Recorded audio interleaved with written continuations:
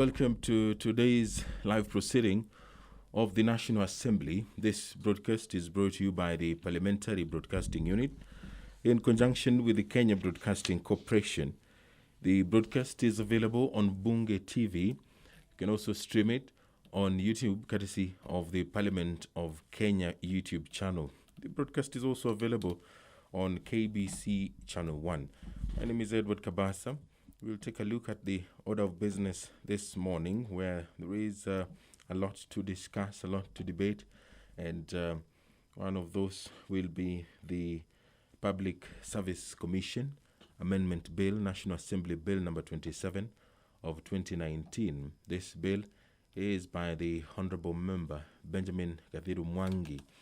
Now, the principal object of this bill is to amend the Public Service Act of 2017 to prescribe the mandatory retirement age of 60 years in the Act. The Public Service Act of 2017 provides that the mandatory age is to be prescribed in the regulations. Further, the bill provides for the penal provisions in the event that an appointing authority allows a person to act for a period of more than 6 months.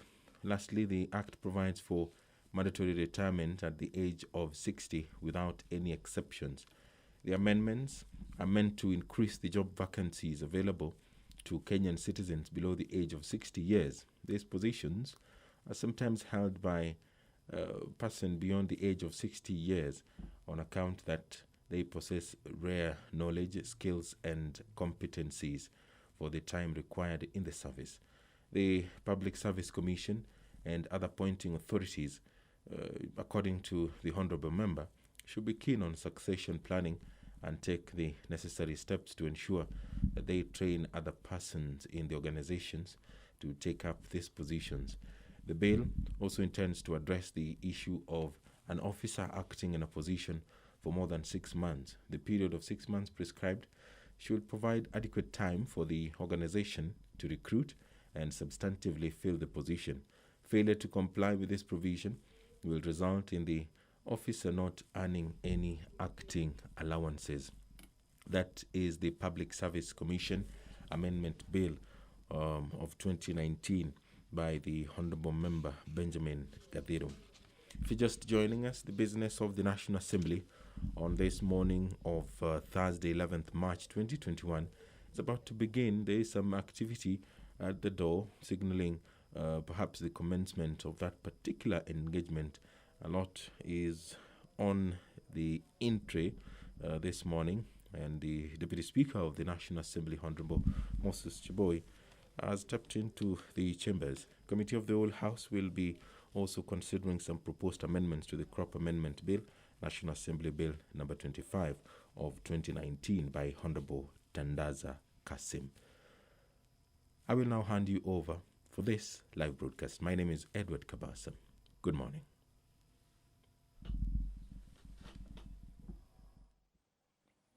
Ewe Mwenyezi Mungu, ambaye kwa hekima na wema wako umeteua nyadhifa za viongozi na mabunge kwa ustawi wa jamii na utawala wa haki wa wanadamu, twakusihi tutazame kwa neema nyingi sisi watumishi wako, ambaye umeridhika kutuita ili tutekeleze shughuli muhimu za jamhuri hii yetu. Twakuomba ututeremshie baraka zako sisi tuliokutanika hapa, na utujalie tuyatende na kufikiria mambo yote yatakayofikishwa mbele yetu kwa njia ya haki na uaminifu, ili utukufu na sifa zako ziendelezwe, na ili kustawisha amani, ufanisi na heri ya nchi hii yetu na wale ambao haja zao umezikabidhi mikononi mwetu. Amen.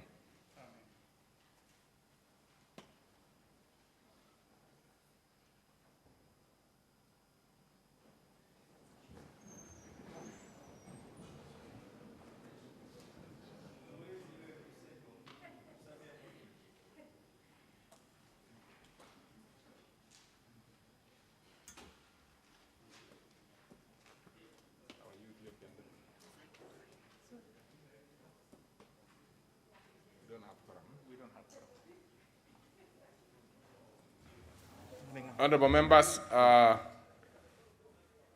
though I see there are quite a number of members who are walking in, I think we are just short of the required quorum, just short of it. So I order that the bell be rung for 10 minutes.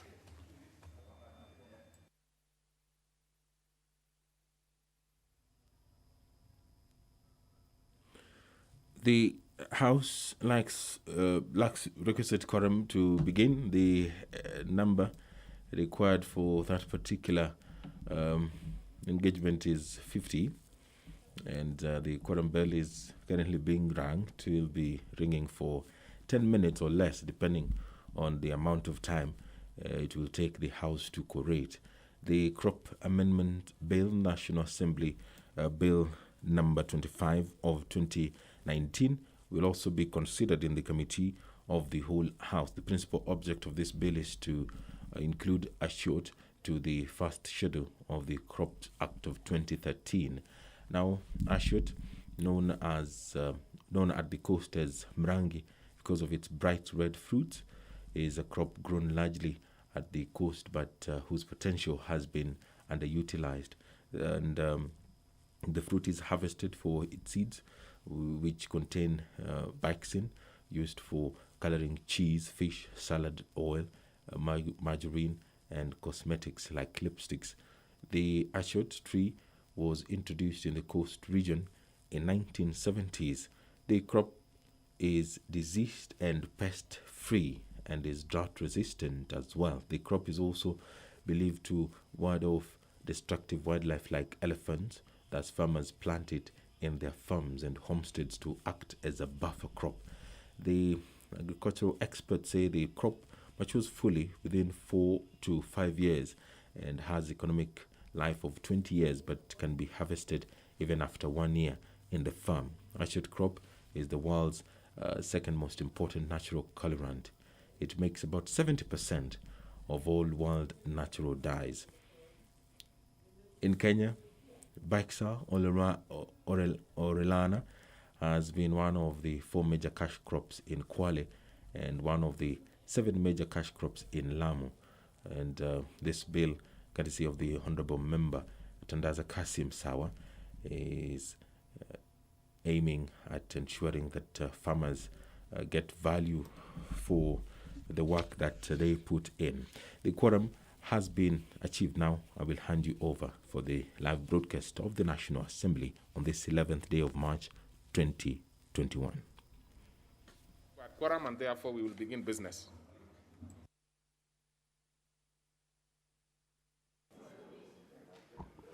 Order number 1, administration of oath. Order number 2, communication from the chair. Order number 3, messages. Order number 4, petitions.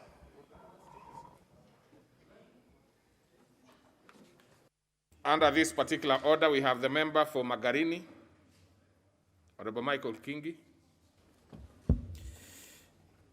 Thank you, Mr. Chair. I stand to read petition number 4 of 2021 regarding a regular extension of Galana ranching boundary. I, the undersigned, on behalf of Magarini Sub-County community landowners, draw the attention of the House to the following: that the Galana Game and Ranching community land in Kilifi and Tana River counties was indigenously settled on by the Waata and Giriama communities before colonization of the country. That in 1972, the Agricultural Development Corporation, ADC, took over Galana Game and Ranching land with its original boundary points that were marked in 1961 jointly by the Waata and Giriama communities and several colonial government representatives such as Geoffrey Poise, Martin Anderson, Henry Henley, and David Taylor. That local representatives who witnessed this demarcation, separating the ranching land from the community land, including Kiribaya Guyo, Bajila Bashora, Wakati Homogonti, Fondo Mangrani, Kitunguo, all deceased, as well as Abadiba Guyo Kiribai, James Guyo Bajila, Robert Toya Mamure, Soso Shako, Changawa Chanjalo, and other community leaders. 4, that the original boundary points were Kisiki, Tanke, Kore, Didimabul, with the upper western part of the boundary points being allocated to Galana ranching, with the lower eastern part being reserved for community use. 5, that in 2020, and without due public participation, ADC undertook an illegal and irregular boundary extension exercise that resulted in new boundary points at Chenberia, Sameta, Kormoto, Kapangani, Dakabuko, Kalalue, Gurujo, Bisadi, Diririsa, Bibitole, Changoto, and Dera, which were then gazetted for adjudication. 6, that not only this extension is illegal, but failure by the ADC to involve community and leaders in Magarini sub-county in the resurveying of the land poses an essential threat to the livelihood of the local community and goes against basic tenets of justice in light of the fact that the original beacons are still in place. 7, that efforts to have this matter further addressed by the relevant authorities, including the National Land Commission and the National Environmental Management Authority, have been futile. 8, and that the matter in respect of which this petition is made is not pending before any court of law or constitutional body. Now, therefore, your humble petition prays that the National Assembly, through the Departmental Committee on Lands, 1, inquires into the matter with a view of securing the assistance of the National Land Commission, the restoration of the original boundary points of the Galana game ranching land so as to safeguard the land originally allocated to the local community. 2, causes the Ministry of Land to complete the adjudication process in the areas where it had begun and urgently commences the process in the remaining areas with a view of ensuring that members of the community are issued with title deeds. And 3, makes any other order or direction that it deems fit in the circumstances of this matter. And your petitioners will ever pray. Thank you. Very well. I'm trying to see if there's an indication of a member or two who wants to buttress that one. Doesn't seem so. Okay, Honorable Robert Pukose, you want to speak to this?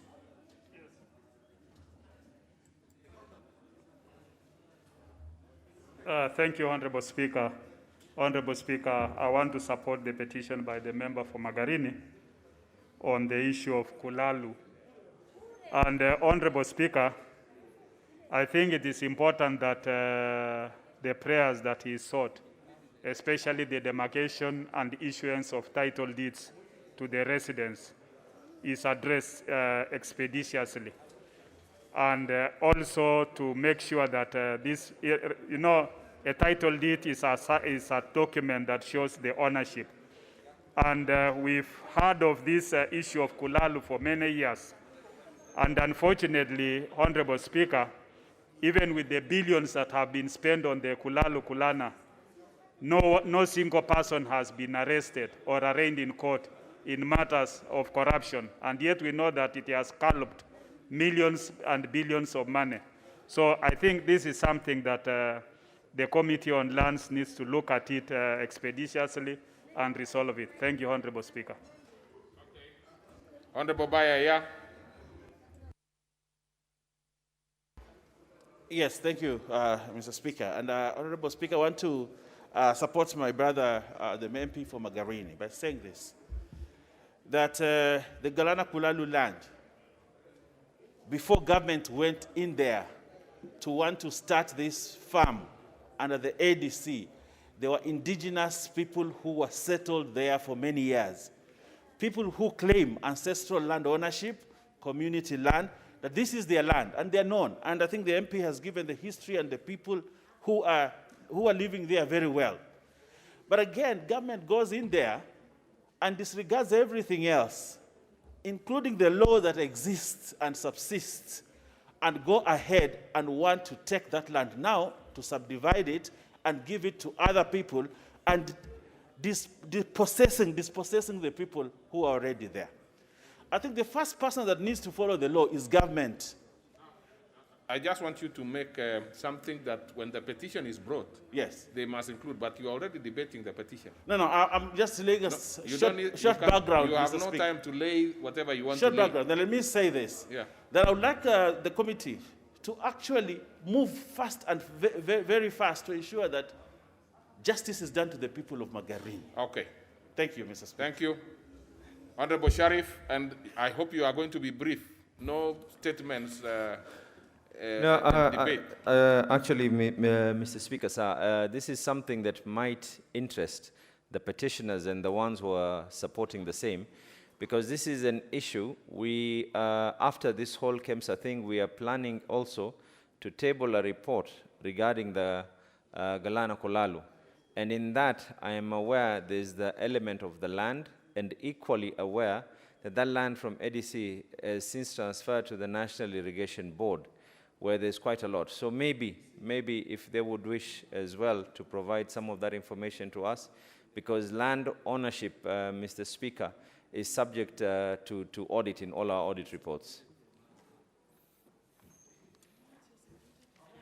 So we go to the next order.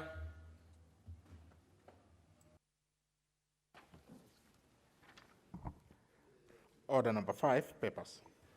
On that particular order, we will be having the leader of majority having the first shot, and thereafter the chairperson, Budget and Appropriation Committee, in that order. Thank you, Honorable Speaker. Honorable Speaker, on behalf of the leader of majority, I beg to lay the following paper on the table of the House today, Thursday, March 11, 2021, this morning sitting. Annual Performance Report of the Ministry of Defense for the financial year 2019-2020. Thank you, Honorable Speaker.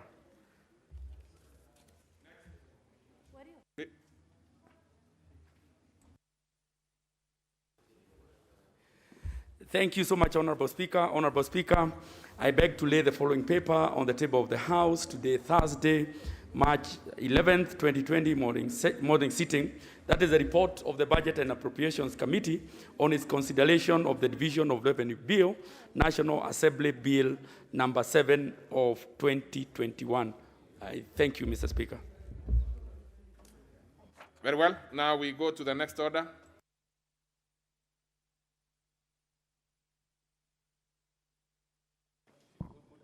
Order number 6, notices of motion. Order number 7, questions and statements. Under this particular order, we will start with the ordinary questions. Actually, I think it's only ordinary questions we have. Then we go to statement requests, and thereafter a response to statements. So we'll start with the member for Mwatate, that's the Honorable Mwadime. And the Honorable Kalasinga, the new member, you prepare yourself whenever you want to have your maiden speech, make sure that you indicate, because I do not think you have the card yet, but if you do, then I'm fine. And probably you also need to specifically tell us which names you want to be referred to, because the other day when you are swearing, you are taking the oath, you had too many names. But please don't do it now, because if you do it, it will be considered a maiden speech. So, but we will want to get indication, because there is a Kalasinga, there is every other name that I saw there, very long. So we want, there is Majimbo itself, so Kalasinga, Majimbo, and the other. So we want to know how we'll be referring to you, at least as far as our records. Yes. Thank you, Mr. Speaker. Question 37 of 2021 to the Cabinet Secretary for Agriculture, Livestock and Fisheries. 1. Could the Cabinet Secretary consider providing insurance services for livestock within Taita Taveta County to caution farmers from huge potential losses during droughts? 2. When does the ministry expect to roll out the National Livestock Insurance Programs in Taita Taveta County? Thank you, Mr. Speaker. Question by this one will be replied to before the Departmental Committee on Agriculture and Livestock. Then we go to the member for Matayos, the Honorable Geoffrey Odanga. Thank you, Mr. Speaker.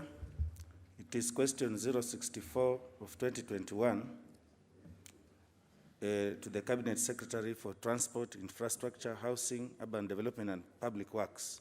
1. Is the Cabinet Secretary aware that Mrs. Trademark East Africa sourced about 300 million shillings from various donors to upgrade and construct a dual carriageway from Busia border post to Busia prisons, which is about 5 kilometers in 2015, and the said funds have remained unutilized at the Kenya National Highways Authority, save for 100 million shillings, which was earmarked for supervision. 2. What measures is the government taking to ensure that the said part of the Busia-Kisumu Highway is urgently constructed to a dual carriageway standards to reduce traffic congestion on the busy highway? And 3, when will the entire Busia-Kisumu-Kericho-Mau Summit Road be constructed into a dual carriageway to ease increasing traffic in the region? Thank you, Mr. Speaker. Very well. That one will be replied to before the Departmental Committee on Transport, Public Works and Housing. Next is the member for Mombasa County, the Honorable Aisha Mohammed.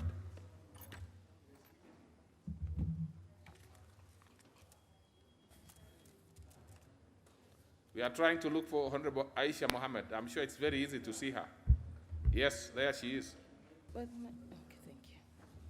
Thank you, Mr. Speaker. I wish to ask the question number 066 of 2021, and it is directed to the Cabinet Secretary for Agriculture, Livestock and Fisheries. Could the Cabinet Secretary state what measures the ministry is putting in place to ensure local and international markets for coconut in the coastal region, which has been categorized as a scheduled crop in Crop Act 2013? Thank you. Very well. That one will be replied to before the Departmental Committee on Agriculture and Livestock.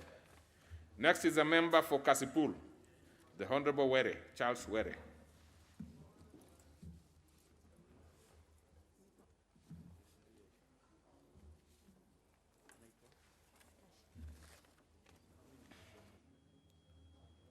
Well, as we give the Honorable Were, members should remember to be bringing their cards with them, and more so those ones who know they have got scheduled business.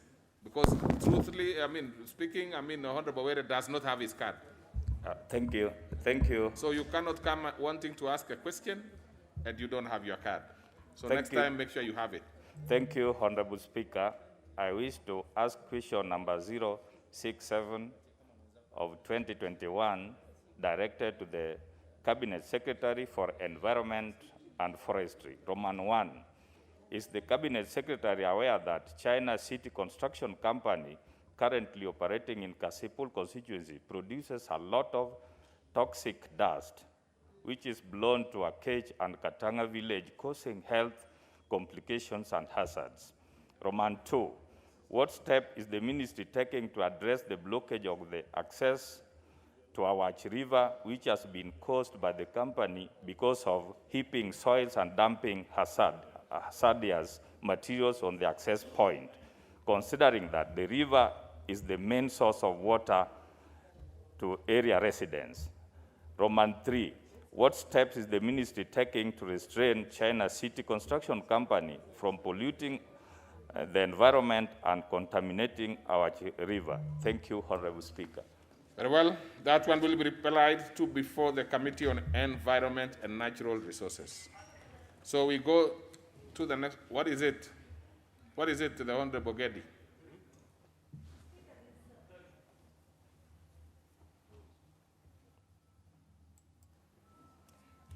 Speaker, some behaviors we should not entertain in this House. After Honorable Chair Agriculture has realized I'm asking for a point of order, they're running away. You know, Mr. Speaker, we have to social distance. The manner they are sitting is not even... You say the Chair Agriculture? The Chair Agriculture and Mheshimiwa behind me here.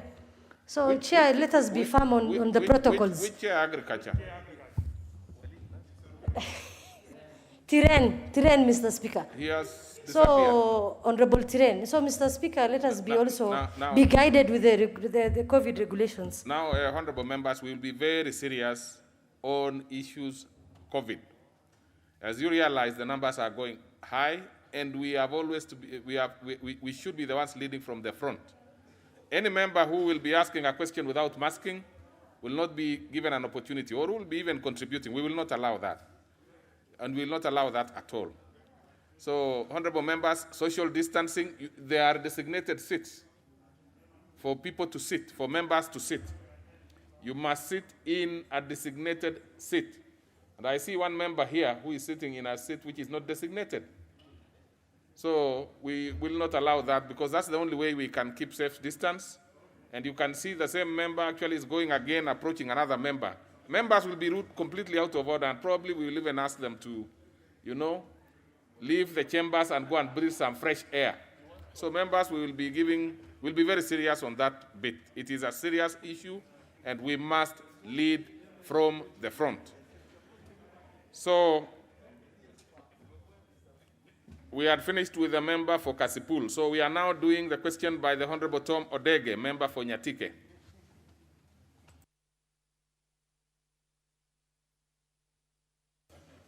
Again, you don't seem to have your card, Honorable Member for Nyatike. My card is in.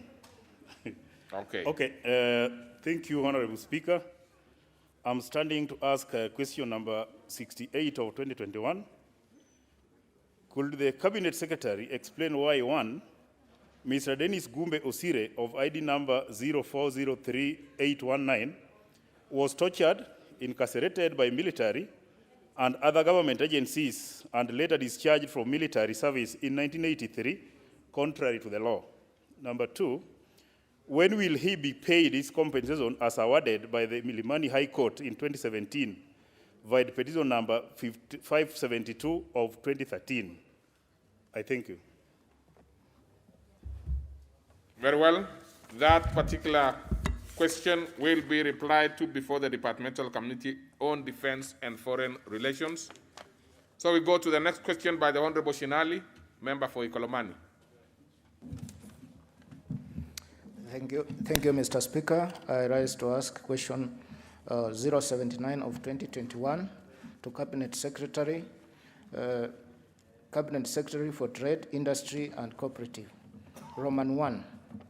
What step is the ministry taking to ensure that Malinya Industrial Development Park project is in Ikolomani constituency is secured against theft and vandalization? Roman 2.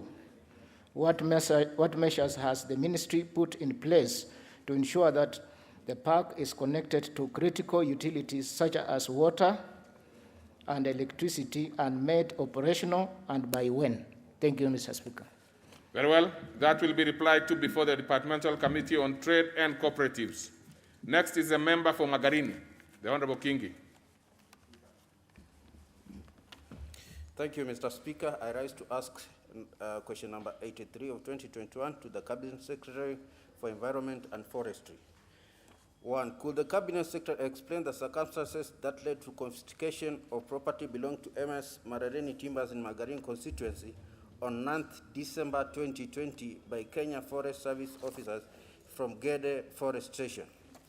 2. What measures is the ministry taking to ensure that the confiscated properties are returned to their owners?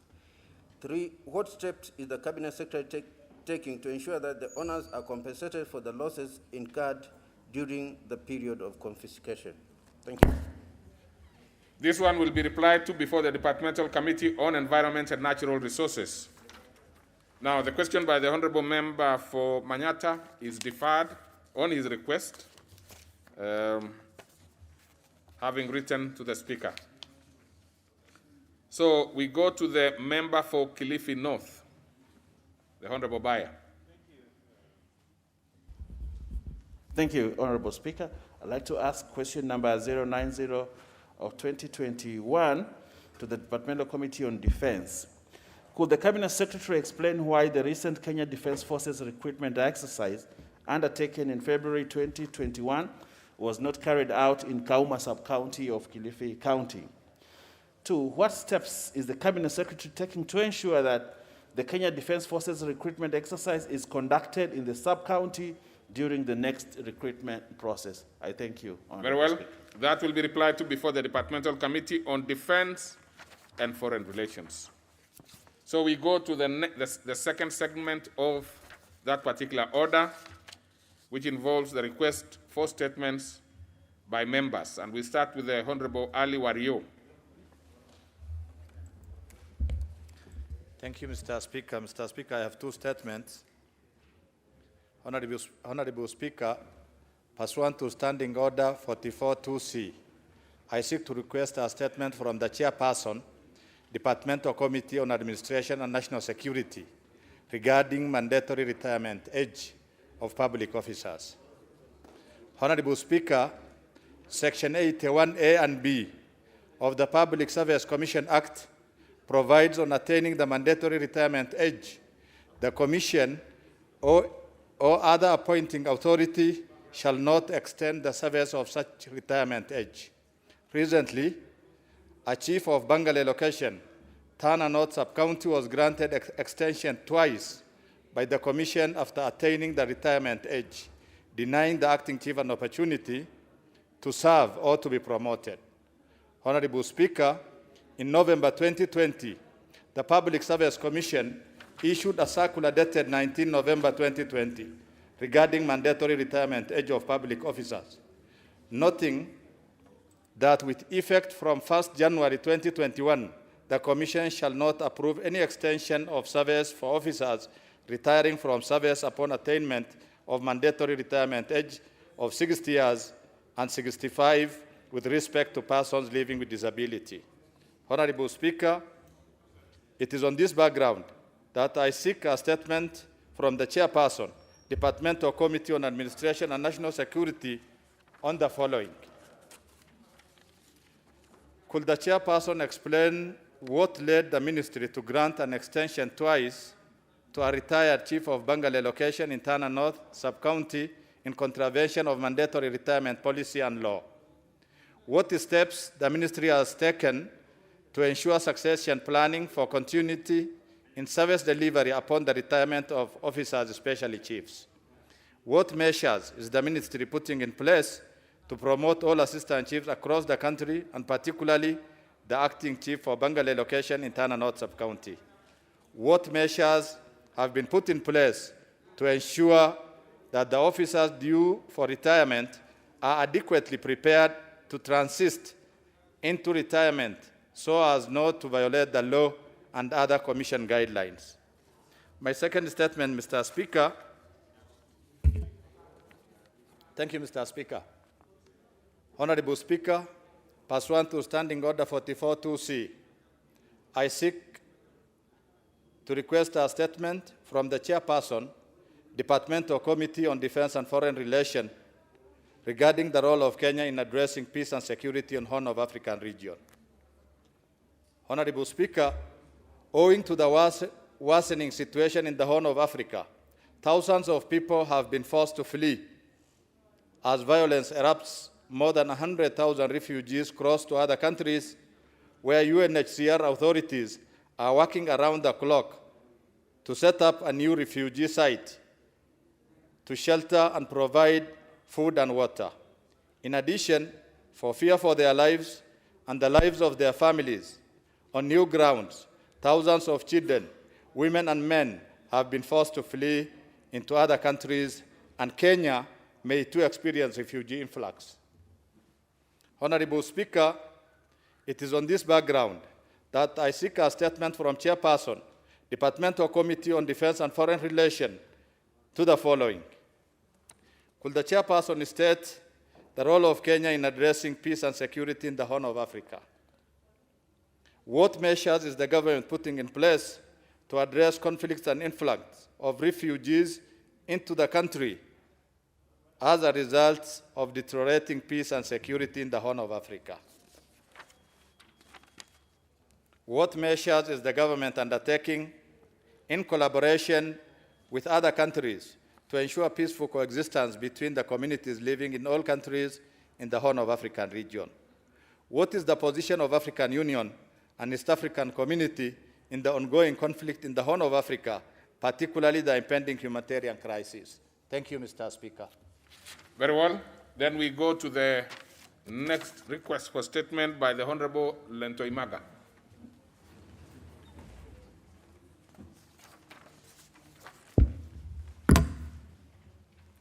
Thank you, Mr. Speaker.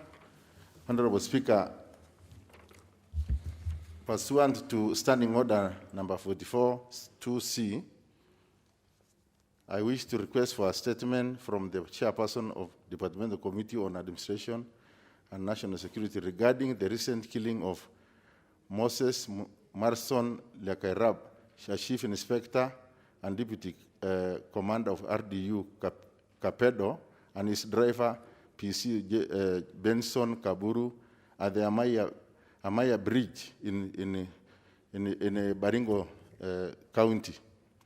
Honorable Speaker, on 21st January 2021, Chief Inspector Moses Lekarab was killed alongside his driver, PC Benson Kaburu, at the Amaya Bridge, Baringo County, well on their way from burial in Samburu, Maral in Samburu County.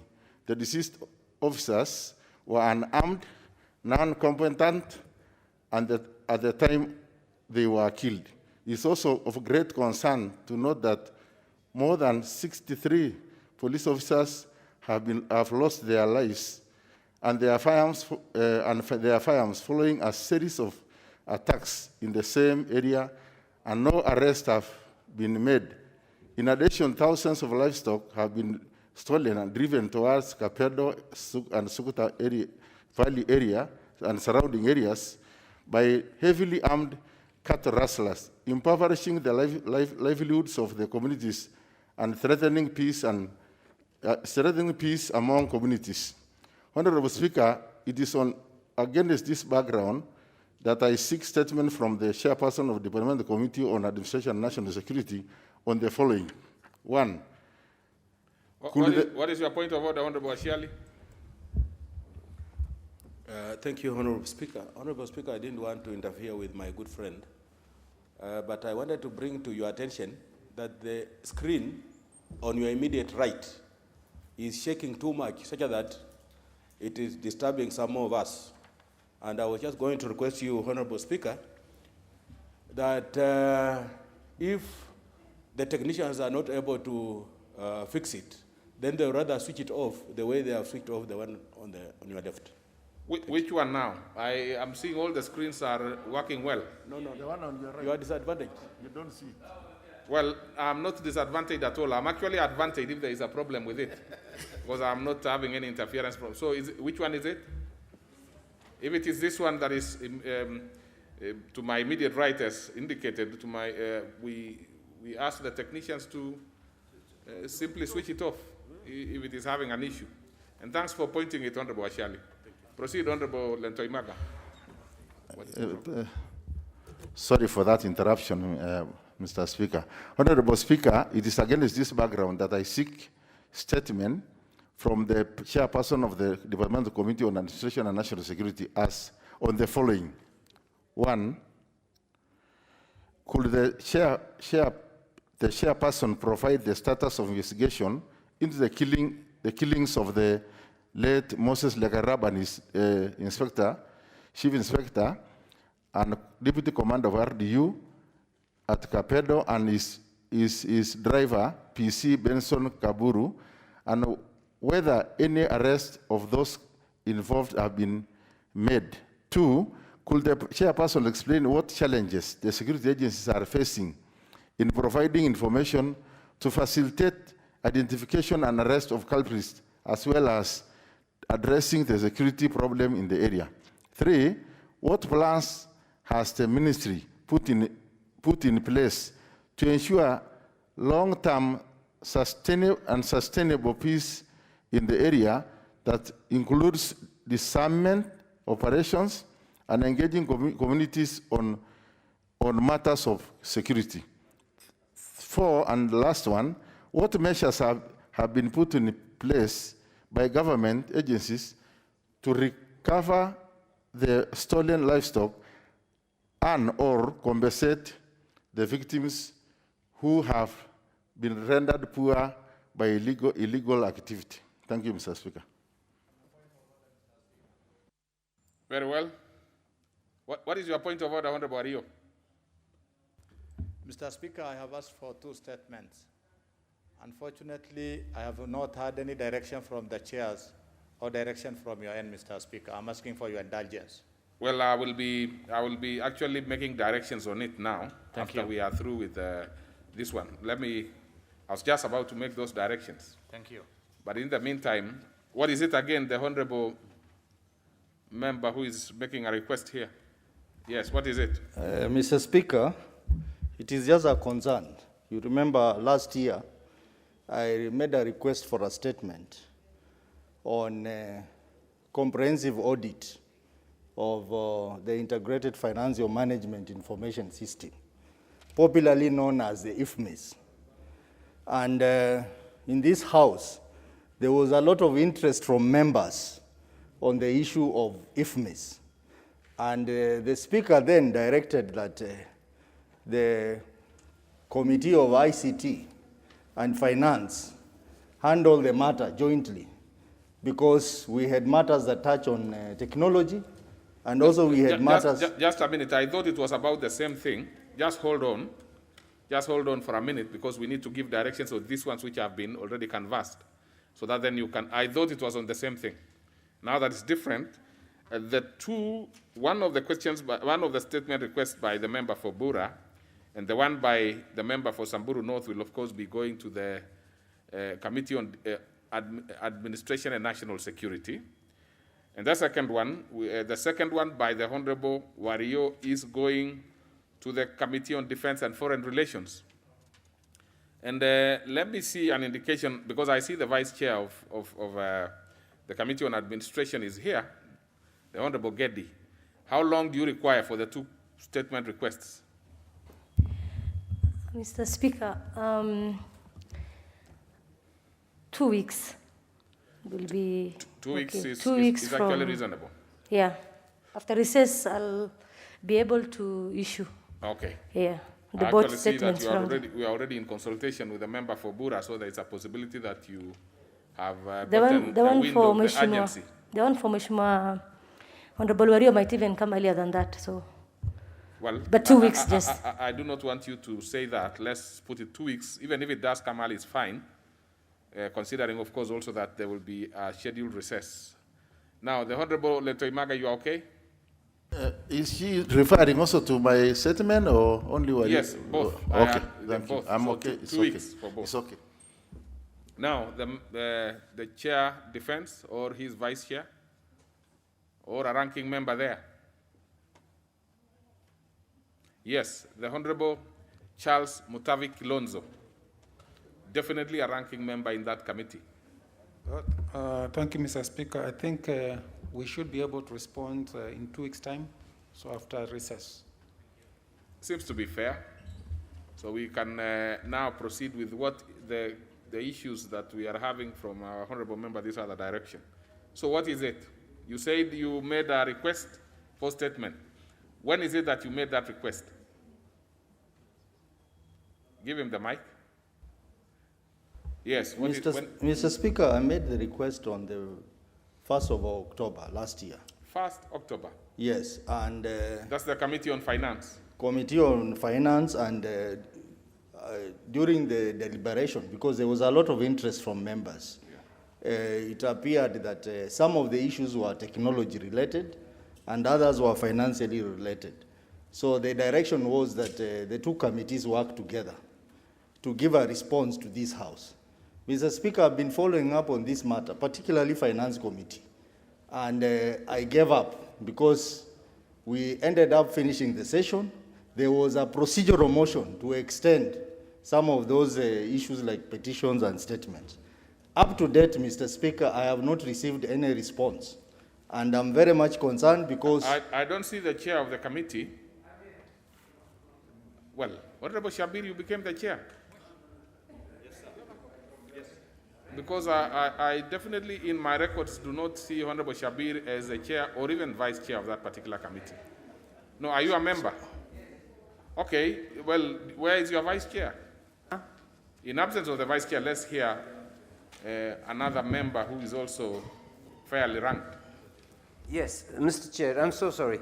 I am a ranking member, actually, been there for 3 terms now. Mr. Chair, we've had a similar problem. We raised this at Finance Committee a number of times, and I assured you that I will take it back to the chair, our new chair, and make sure that the IFMIS, the Treasury has become very, they're not very helpful. When we talk about IFMIS, they go under the table. But I think we will... Which table? The Finance Committee will ensure, I'll talk to our chair, that we make sure that we attend to the request of our member. Thank you. Okay. I think it was also fair, but kindly treat it as urgent now that this matter seems to have been, lying in your shelves for quite some time. So let's hear what is the likely time frame that we should be expecting to dispense with the member's statement request. I will take it up next week with the chair in the next meeting, and I'm sure that she will be able to guide us very quickly as to when we can, Okay, let's not make commitments on that, but make sure that you do it, quickly, because the member has really been waiting for long. I know you probably are not able to make a specific timelines, because you are a member. We would expect, of course, the chair or the vice to make that and make sure that it proceeds well. Okay. So then, I noticed that, of course, the member for Manyata is in now, having requested that we defer it briefly as he struggled with the traffic jam. So probably we will do the response to the statement to the honorable member from Vita, and then I will allow you to ask that particular question.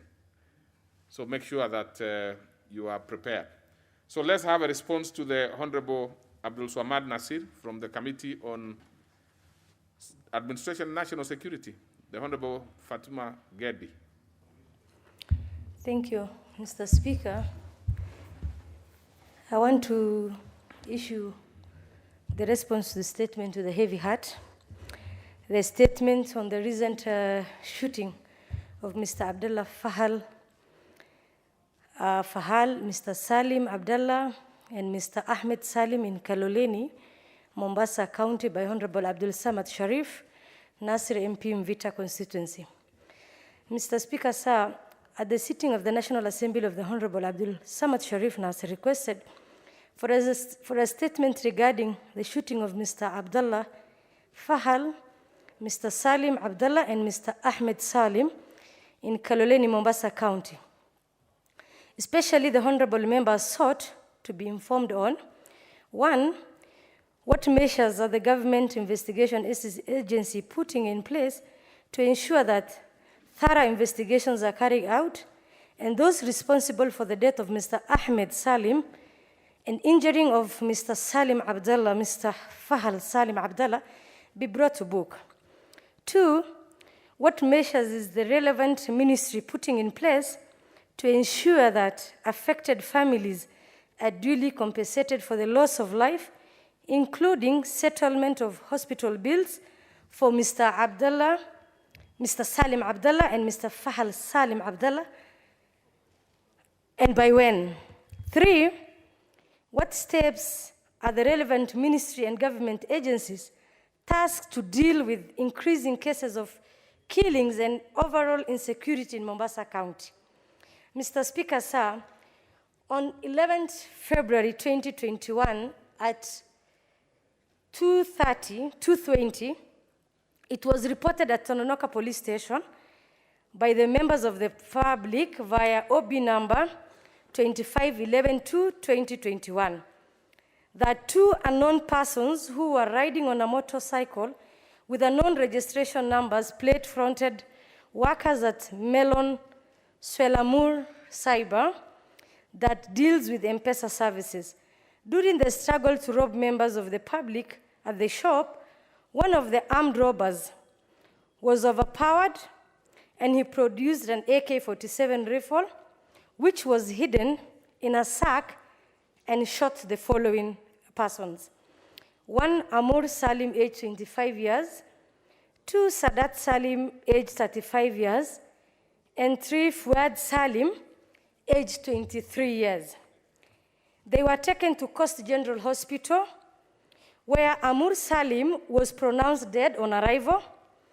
Later, the other 2, Mr. Sadat Salim and Mr. Fuad Salim, were transferred to Aga Khan Hospital for further treatments. The county police commander, the sub-county police commander, sub-county criminal investigation officer, Mombasa, OCS Tononoka, visited the scene and the investigations were commenced immediately. The crime scene support services unit, Mombasa, proceeded to the scene and several witnesses were interviewed, but none had any idea of the robber's identity. On request by the family of the deceased, postmortem was performed, burial took place the same day. As per the Islamic faith, 9 witnesses have recorded the statement so far. Investigations are ongoing. Mr. Speaker, sir, the ministry does not have a budget line for compensation or payment of hospital bills for the victims of the unfortunate incident or similar incidents of criminality. Mr. Speaker, sir, the following measures have been put in place to deal with the incidences of insecurity in Mombasa County. 1, police have launched investigations into the incident with a view to bring the culprits of the incident in Kaloleni to book. Monitoring of CCTV surveillance by Integrated Communication Command and Control. Order. I'm not so sure the Honorable Mishi and the Honorable Member for Mombasa County are seated in the proper manner. Members will be very serious on that, because I think sometimes we drop our guard and it does not make us look very good, even in public, if we are the ones who are flouting the containment measures of COVID. So every member will sit on a chair that is so designated. Proceed. Thank you, Mr. Speaker, for that. Sorry, 2, let me just go back to 2. Monitoring of CCTV surveillance by Integrated Communication Command Control, ICT Center, IC3, sorry, Center, collection of intelligence criminal gang activities, profiling of criminals released from prisons, enhancing good public relations with members of the public, arrest and prosecution of all persons found capable in acts of lawlessness, Mr. Speaker.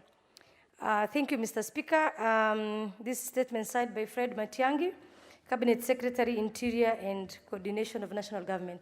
Okay, thank you. pass shot to the Honorable Nasir.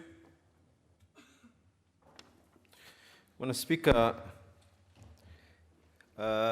nilipopata hii jawabu jana, niliwasiliana na familia na nasikitika ya kuwa dadangu wamepatiwa karatasi kuweza kuisoma, lakini sivyo ilivyo. Na Bwana Spika, nataka tu kuelezea kwanza, majina sivyo vile ambavyo kwamba nilivyouliza mimi. Pili, ikiwa ni uwizi, tujaribu tu kuliwaza lile duka lenyewe, fedha ambazo kwamba zinazunguka katika duka ile hazipiti hata 20,000. Leo unaambiwa kwa watu waliingia na AK47 kuiba duka kidogo sana cha M-Pesa. 3, Bwana Spika, kama kweli uchunguzi unafanywa, mpaka leo Sadat hajachukuliwa statement yake hivi tunavyozungumza, Bwana Spika. 3, ukitaka kuangalia ya kwa hawajui kile ambacho kwamba wanachokizungumza, wanasema ya kuwa wale ambao kwamba waliomiminiwa risasi walipelekwa hospitali ya Coast General. Ni uongo, hawakupelekwa Coast General, Bwana Spika. Wale ambao kwamba waliathirika walipelekwa hospitali ya Memo, na ambao kwamba ndio ilikuwa ni karibu, na baada ya hapo wakawezwa kupelekwa katika hospitali ya Aga Khan, Bwana Spika. Na wametaja hapa ya kuwa kuna OB, lakini Bwana Spika, la kusikitisha ya kuwa hata mmoja wa wale wenye kufanya kazi katika eneo lile, wale walioweza kupigwa risasi, familia zao, hakuna hata mmoja ambaye kwamba statement yake imeweza kuchukuliwa. Na licha ya hivyo, wao wenyewe walijipeleka kusema kwa tunataka kuweka ripoti ya masala haya, wakaambiwa ya kwa ripoti tayari ishafanywa, nyinyi kaeni kando. Na mwishowe tu nikimalizia, na nasikitika ya kwa huu mwenendo ambao kwamba tuko nao, hii katiba ilivyo sasa hivi ya kuwa waziri anaandika kisha anampelekea mjumbe kusoma. Nasikitika ya kwa itabidi waregeshe tena swala hili waweze kujua, kwa sababu hata mwisho wanasema ya kwa postmortem iliweza kufanywa, hamna postmortem yote iliweza kufanywa kwa marehemu, Bwana Spika. Kwa hivyo nasisitiza sana, na nasikitika ya kwa dadangu ambaye kwamba ni yuko katika kamati yenye kuhusika, itabidi aregee tena kuambia serikali ya kwa kuna kiwango ambacho kwamba watu wanaweza kuhadaiwa. Okay. Now, let's ask, because this we can dispense with quickly. Are you able to respond to those specific issues, or you would want to request time to handle it in a different way? Mr. Speaker, when I started to read the response, I said I want to respond with a heavy heart. Indeed, I've noted his concern and it's very serious. So I need more time to go back and, yeah. I think that is fair. We simply need to, ask you to continue and redo it within a reasonable time, and then bring a statement that will be, will have taken into consideration those issues that have been raised by the Honorable Nasir. Okay. What is your point of order, Honorable Lentoimaga? I have ruled on that particular. Yeah, Mr. Speaker, I think this issue needs to be canvassed more, because from exactly that is what I have ruled. What I'm saying, let me just put this across a bit. I think the issue is more about the minister appearing before the committee, because the chair cannot sufficiently actually address this, even if it's in written form, because the fact that the Constitution has made ministers not to come to this house has really disadvantaged us. So we need to, there are so many outstanding cases of that nature that have not been addressed by the minister. And in most cases, actually, the CS that normally... Are you speaking to this particular one or generally? Many others. There are other many, including where I come from. And many other colleagues have issues that they would like to the CS to come to the committee, and members with relevant questions or statement can be canvassed there. But Honorable Ntoimaga, you are aware that that is exactly what happens. Ministers and PSS are invited to committees, and when the member now comes to read the statement here, to respond, they will have actually been part of the process. That is what happens. When a question has issues, we refer them back, like we have just done it. Of course, we will ask the chairs to be very critical in terms of the statements that they are given to read to the House, that they should be factual, and therefore satisfy the members. But otherwise, the rest of the things are matters of procedure that probably our hands are tied. You have already set up your standing orders to, to accommodate this, and it can only go as far as is constitutionally right. We cannot do more than that has been done. So I think that one is finished. Let's have the, whom do you want to inform the Honorable? Thank you, Honorable Speaker. Honorable Speaker, maybe just to inform Honorable Lentoimaga that sometimes it becomes difficult when a member asks a question and a statement. If you ask for a question, it calls for the CS to come or ministry representative to appear so that he's interrogated further. But if you ask a statement, you give a leeway that the committee chair files the statement to the House, to the member. Therefore, it's important that that clarity comes clear so that it gives way on what is supposed to be done. Thank you, Honorable Speaker. Okay. Then let's have the Honorable Mushiri asking the question we are supposed to ask. But I have confirmed that the new member for Kabuchai would be happy being referred as Honorable Majimbo Kalasinga.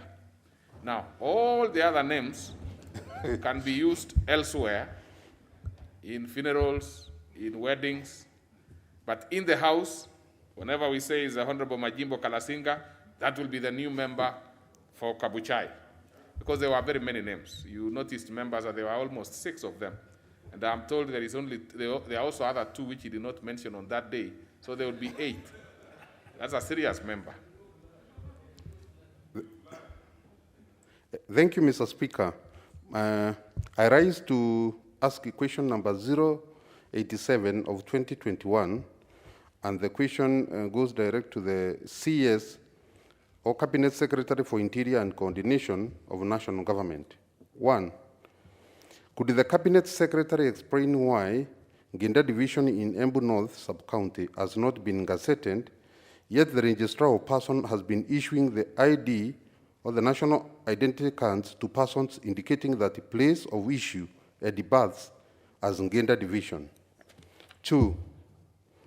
Could the Cabinet Secretary confirm whether the Veria Tungazet Division lent to the Kenyan Defence Forces not carrying out recruitment at the same division, thus denying the youth from the area employment opportunity? Third, what steps is the Cabinet Secretary taking to ensure that the Ngida Division is gazetted without any further delay? Thank you, Mr. Speaker. This one will be replied to before the Departmental Committee on Administration and National Security. And the Honorable Vice Chair, this particular question seems to be coming in very, very many constituencies, including one constituency I'm aware of called Kuresoi North, and a division called Keringet within that constituency, which is not getting recruited. I'm told there are quite a number of other members. So as you do it, of course, you will be responding specifically to the Honorable Member for Manyata, but this is something that needs to be resolved so that every constituency can have their share of the cake, right? So let's proceed and go to the next order. Order number 8, Committee of the Whole House.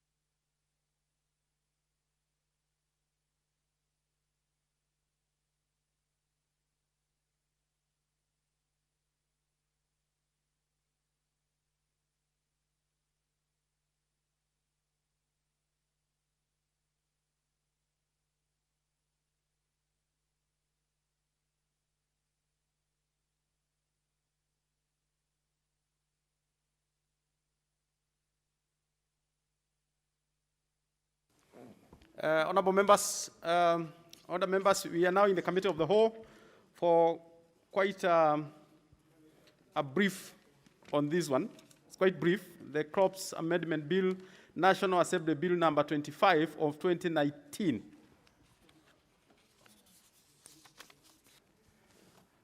Clause 2. Honorable members, I propose a question that Clause 2 be part of the bill.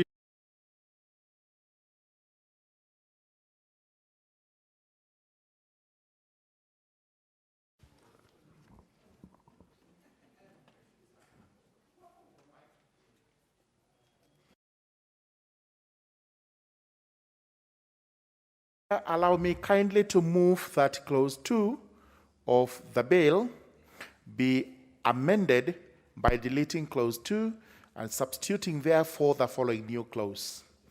Clause 2. The Crops Act is amended in the first schedule by inserting the following new item in the part 1, that is the schedule. And the item is mung beans, which are also known as green grams, and in our local vernacular, it's ndengo. In scientific name, it is Vignarandiata. Then B, the following new item in part 3, which is ashote. In Kiswahili, it's murangi, and in scientifically, it's known as Bixa olerlana. The justification is this. Mung beans, popularly known as green grams in Kenya or ndengu, is a staple food crop spread all over the country. Number 2, it's also a cash crop in counties that are in dry areas, and in particular, it is a cash crop in the Tharaka constituency, Tharaka Nithi County. It is grown in Mwingi North, in Kitui County. It is grown in Makueni and Machakos.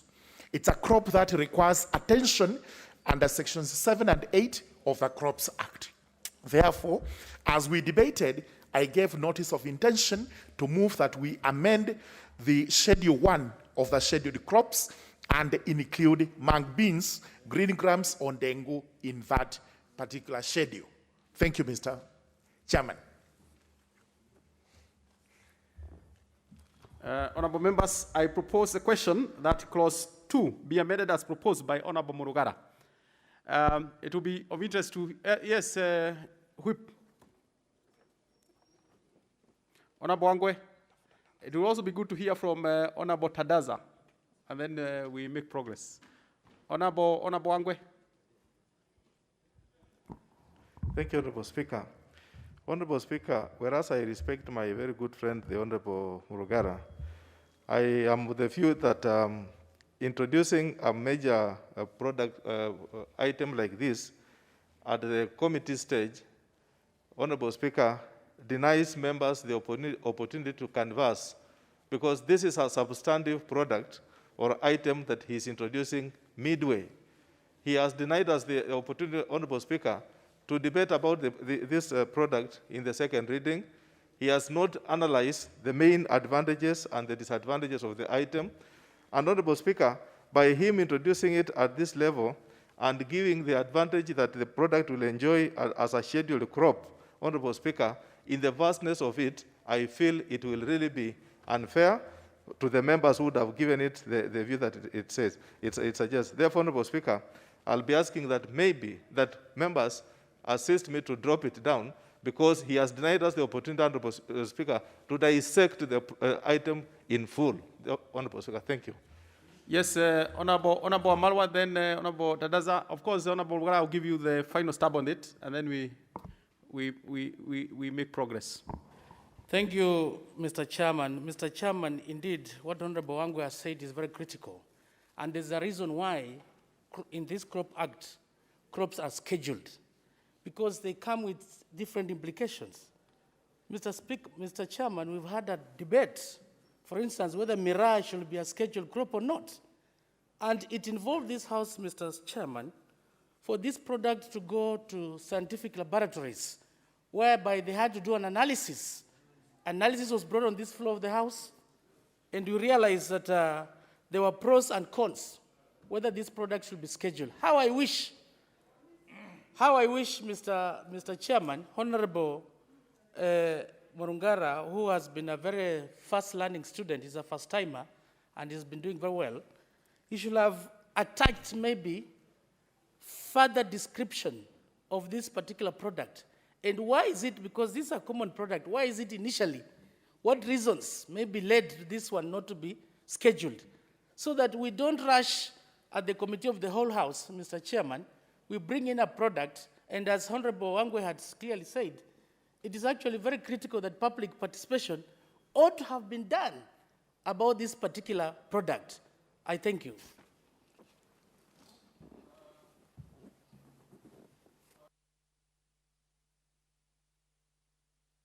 Yes, Honorable Wanyonyi. Honorable Wanyonyi. Mr. Chairman, I want to agree with the majority whip.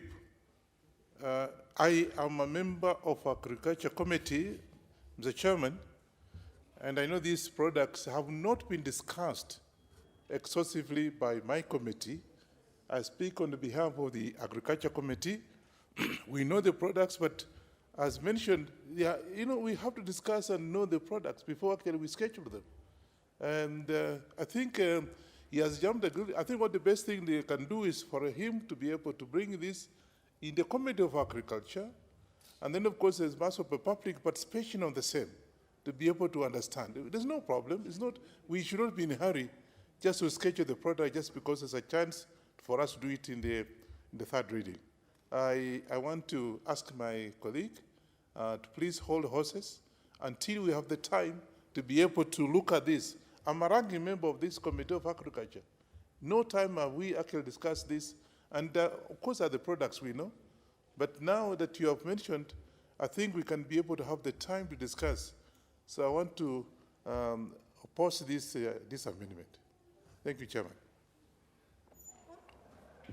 Yes, now, Honorable Tandaza Sawa, would you have any comment on this?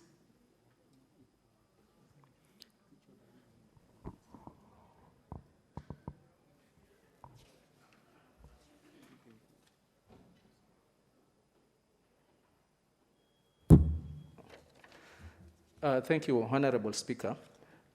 One, I would have no objections on amendments, only that the Honorable Member, actually I'm also seeing this amendment for the first time. We had not had an opportunity probably even to discuss and maybe see what exactly it would also affect my bill and also the benefits that he would also accrue from whatever he's intending to amend. So, Honorable Speaker, I think I will leave it to your discretion on this matter. Otherwise, it's a matter that I'm also not conversant with. Thank you, Honorable Speaker. Very well. Let's have Honorable Murugana, then we have the House vote. But Honorable Tadaza, just for record, there is no express obligation for any mover for an amendment to consult the mover of the bill. But probably it is just good and tidy, but there is no express obligation for that. Honorable Murugana. Thank you, Mr. Speaker. Mr. Speaker, I have heard the sentiments by the Chief Whip and the other members, but I wish to notify them that at the debate stage, we actually did indicate that we would bring this amendment, and there was a discussion along the lines of the amendment, and it was supported by members from the Rakanithi, Meru, Kitui, Machakos, and Makueni. And the assumption is that, in fact, the crop we intend to introduce is well known in the country, and everybody knows it. It is a very staple food crop. It is also a cash crop in those areas. And in my view, the advantages of having this crop scheduled outweigh any disadvantages. I do not think the House would in any way come up with any other decision, even if the crop was discussed. It's a crop that is consumed widely in the country, in fact, every part of the country.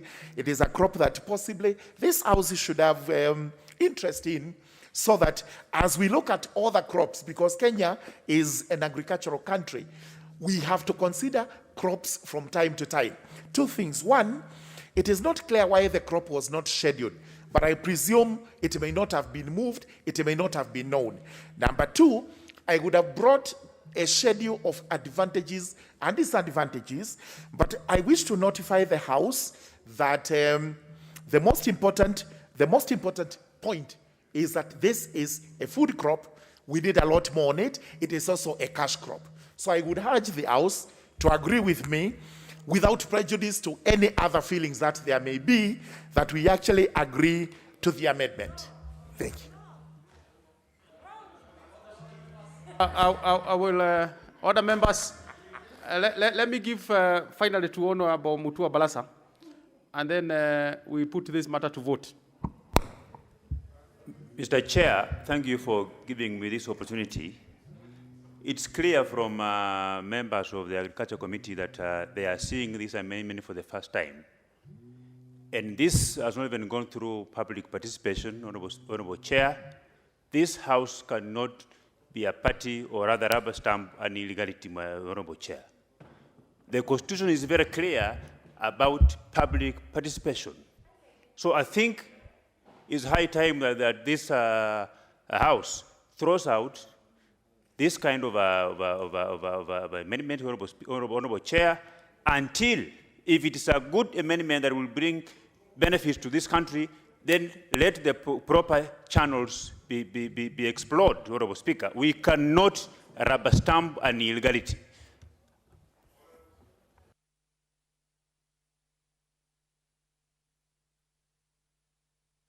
No, Honorable Murugana, you know you can't get many opportunities to make a comment. The House must, I gave you two. You have an intervention. Honorable Murugana, yes, let's listen to that intervention. Thank you. The intervention I wish to have is this.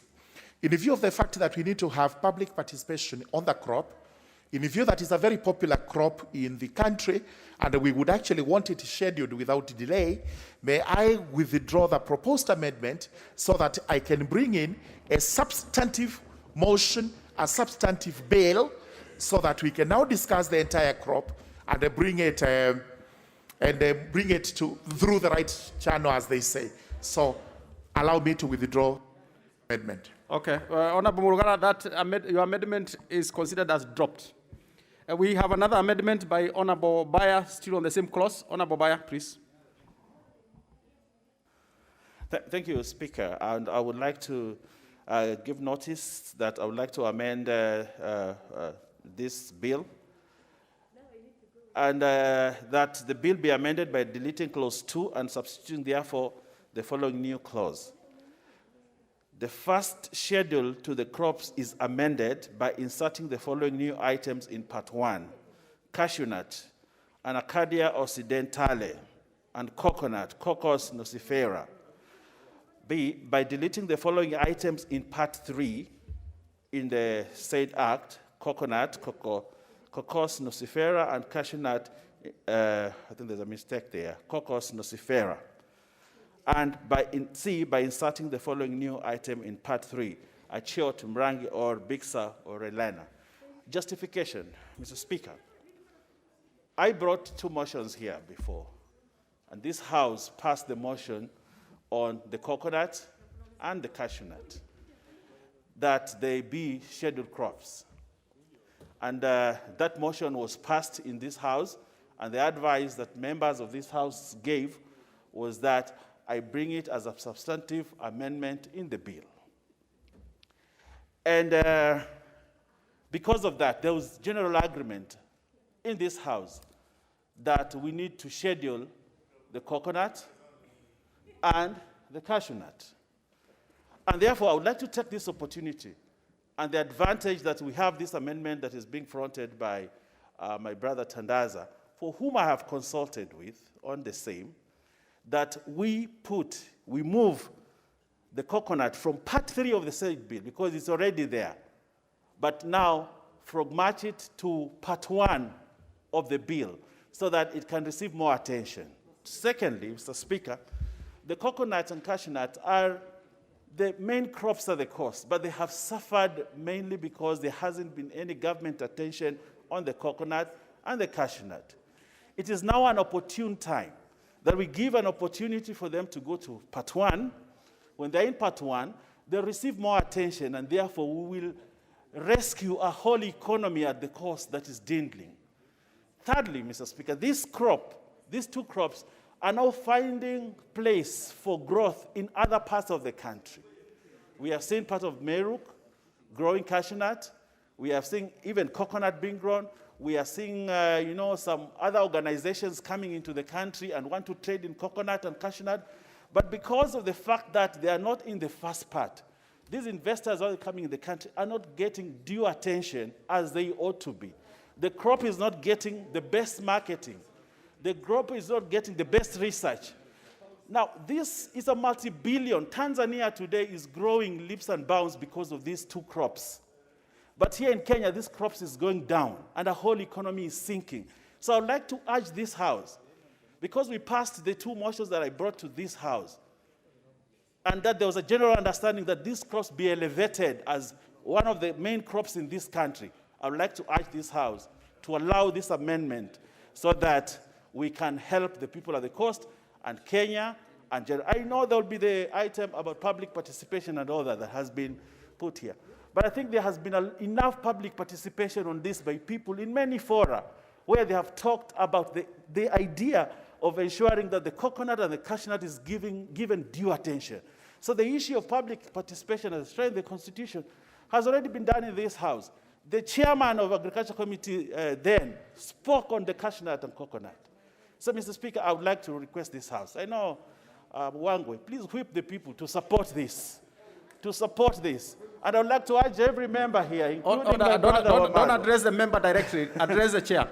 Chair, so that we find favor to help the people at the people at the coast are at the mass of this House today, to ensure that we revive an ailing sector and open up the many factories that had been set up and now they have been shut, to give hope to the people in terms of job and a growth in the economy. I thank you.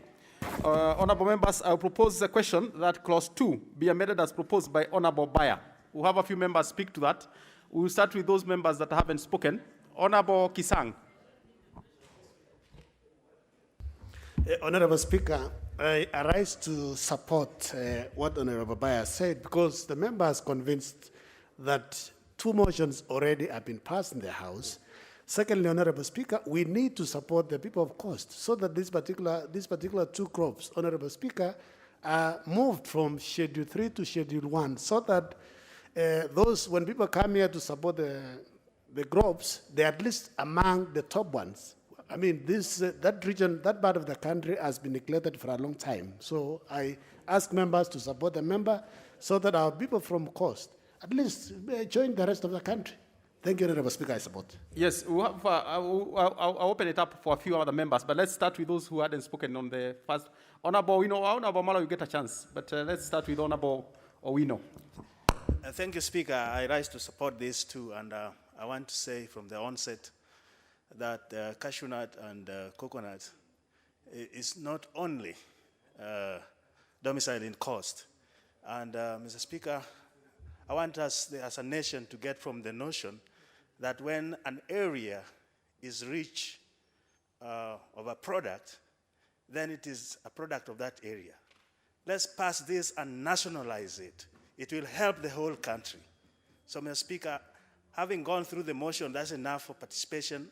I support this and I urge all the members. Let's all rally under this and pass it. Thank you. Honorable Iringo.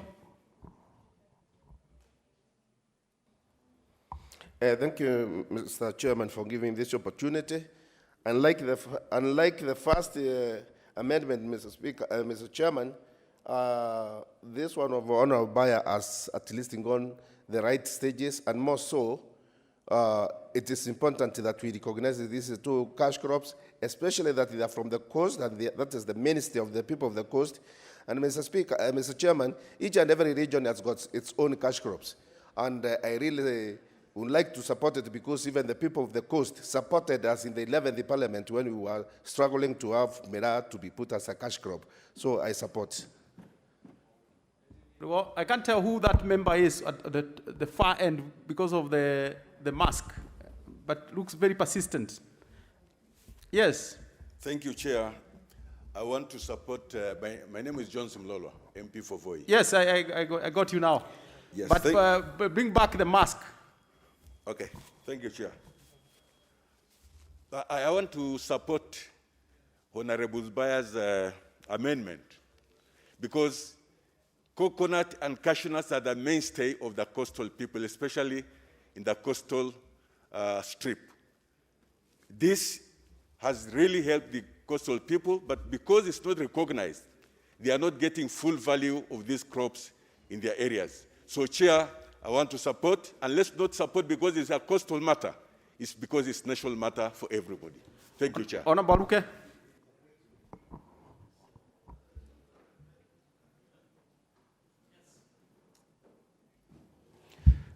Thank you, Chair. I want to support the amendment of Honorable Mbaya. Coastal region, Honorable Chair, has no many parastatals, agricultural parastatals in this country, Mr. Chair. And there are only 2 crops which he has mentioned that as a country, as a house, we need to capture. So, Honorable Chair, I'm not supporting because of being the 2 being in a coastal region, but we need to support the efforts of the people of the coastal region, Honorable Chair. So I support that amendment. Very well. Let's have 2 other members, then we close this because we must make progress. Honorable Ali Fatuma. Chair, I want to support Honorable Mbaya's amendment because it has gone through all the stages. And again, Chair, in the spirit of inclusivity and accommodating each other, I think it's good we promote the people from Coast because they're good people. And again, Chair, we must support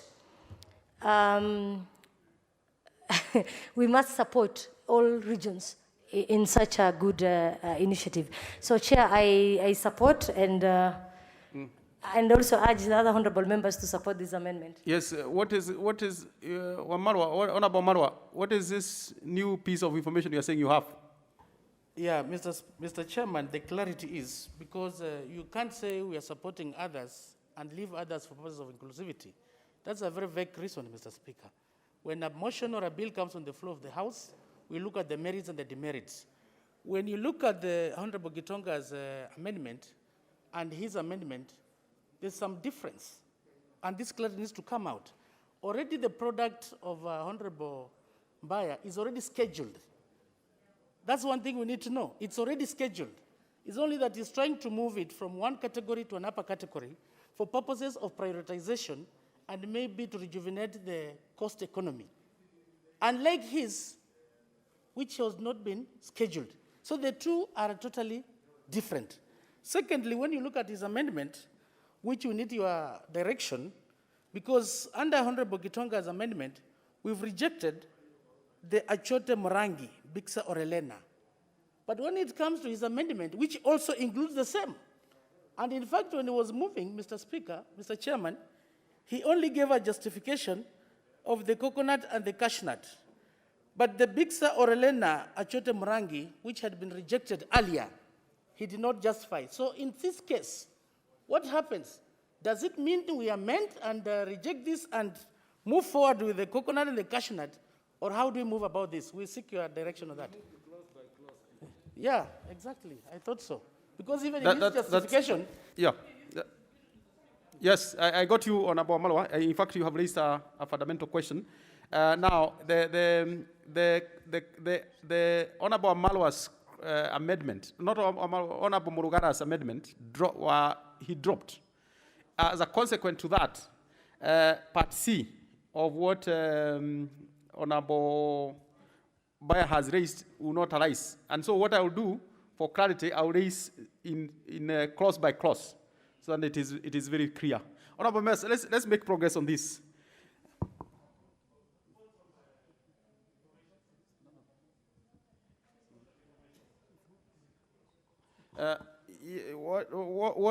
Honorable Bayer, what information do you need? Let's make progress on this. Really. 1 minute. Chair. You see, the Achote is the main amendment. Is the main amendment which was debated here for 3 hours and passed for it to come to the third reading, the Achote. So it will be very unfortunate that it suffers any other consequence because Honorable Tandaza brought the amendment and this is his motion. But what we are trying to do is to make amendment within the amendment that he is making. And therefore, we should not disadvantage Honorable Tandaza because this is what was the main amendment. And therefore, I would like us, and the debate was made on this thing, on Achote, Mrangi. And therefore, I think we need to, on its own, be voted on its own. I think probably Honorable Tandaza needs to make that clear. That was the main motion. Thank you.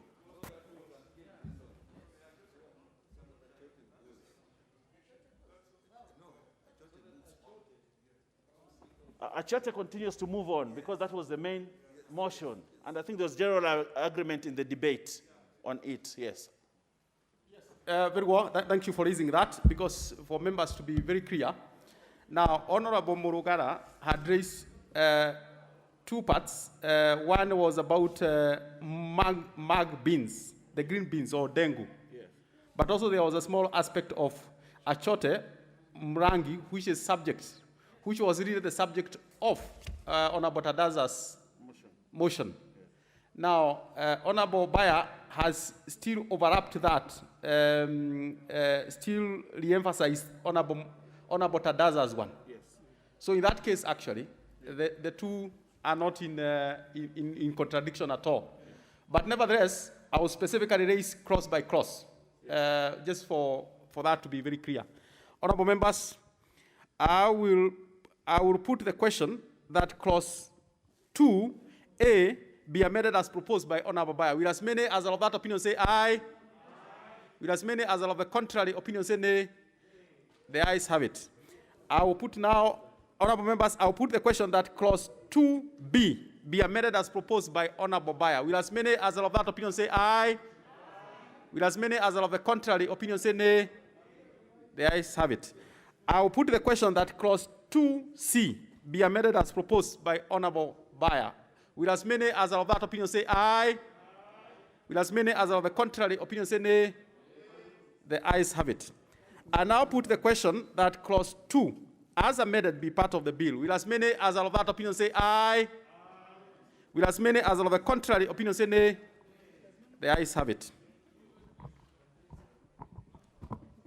Title? I propose a question that the title be the title of the bill. We have no amendment to that. I therefore put the question that the title be the title of the bill. Will as many as are of that opinion say aye? Will as many as are of the contrary opinion say nay? The ayes have it. Clause 1? I propose a question that clause 1 be part of the bill. We don't have an amendment to that. I therefore put the question that clause 1 be part of the bill. Will as many as are of that opinion say aye? Will as many as are of the contrary opinion say nay? The ayes have it. Honorable members, we are done with that bill. I therefore call the mover of the bill to move for reporting. Honorable Tadaza. Thank you, Honorable Chairperson. I beg to move that the committee do report to the House its consideration of the Crops Amendment Bill, National Assembly Bill number 25 of 2019, and its approval thereof with amendments. Thank you, Honorable Chairman. Honorable members, I put the question, which is that the committee do report to the House its consideration of the Crops Amendment Bill, National Assembly Bill number 25 of 2019, and its approval thereof with amendments. Will as many as are of that opinion say aye? Aye. Will as many as are of the contrary opinion say nay? The ayes have it.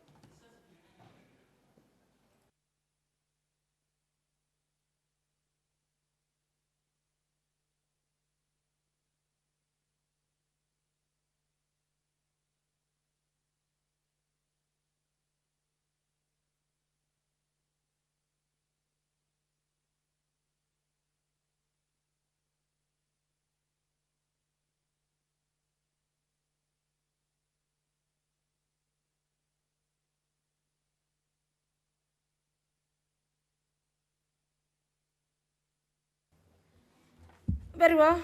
Let me have the chairperson to report to the House. Honorable Speaker, I beg to report that the Committee of the whole House has considered the Crops Amendment Bill, National Assembly Bill number 25 of 2019, and its approval thereof with amendments. Very well. In the mover to move agreement with the report? The mover to move, yes, give me the mic. Thank you, Speaker. Honorable Speaker, I beg to move that the House do agree with the committee in the said report. I also request Honorable Owen Bayer to second the motion for agreement with the report of the Committee of the whole House. Thank you, Honorable Speaker. Bayer. Thank you very much, Honorable Speaker. I think I would like to express our sincere gratitude to this House and thank every member who has made this journey for this bill go through all these paces until it reach this level. And I would like to say that this should be one of the happiest days of the people of the coast and Kenya in general, that these crops now are recognized and put in a place where they can get government funding, marketing, and everything, and therefore spur a whole economic sector that has been going under.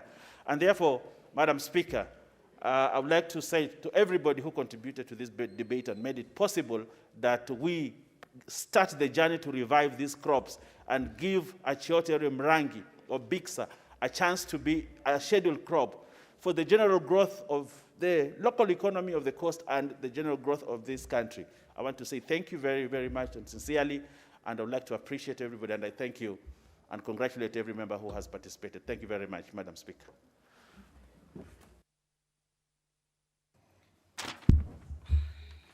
Honourable members, I therefore propose a question.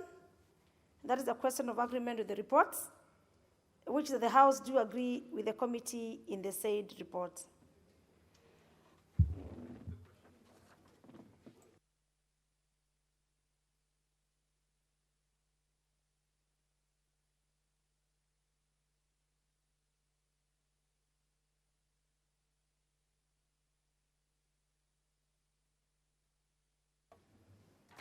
Very well, members, from where I sit, we have no numbers to put the question for adoption, that is for agreement with the report.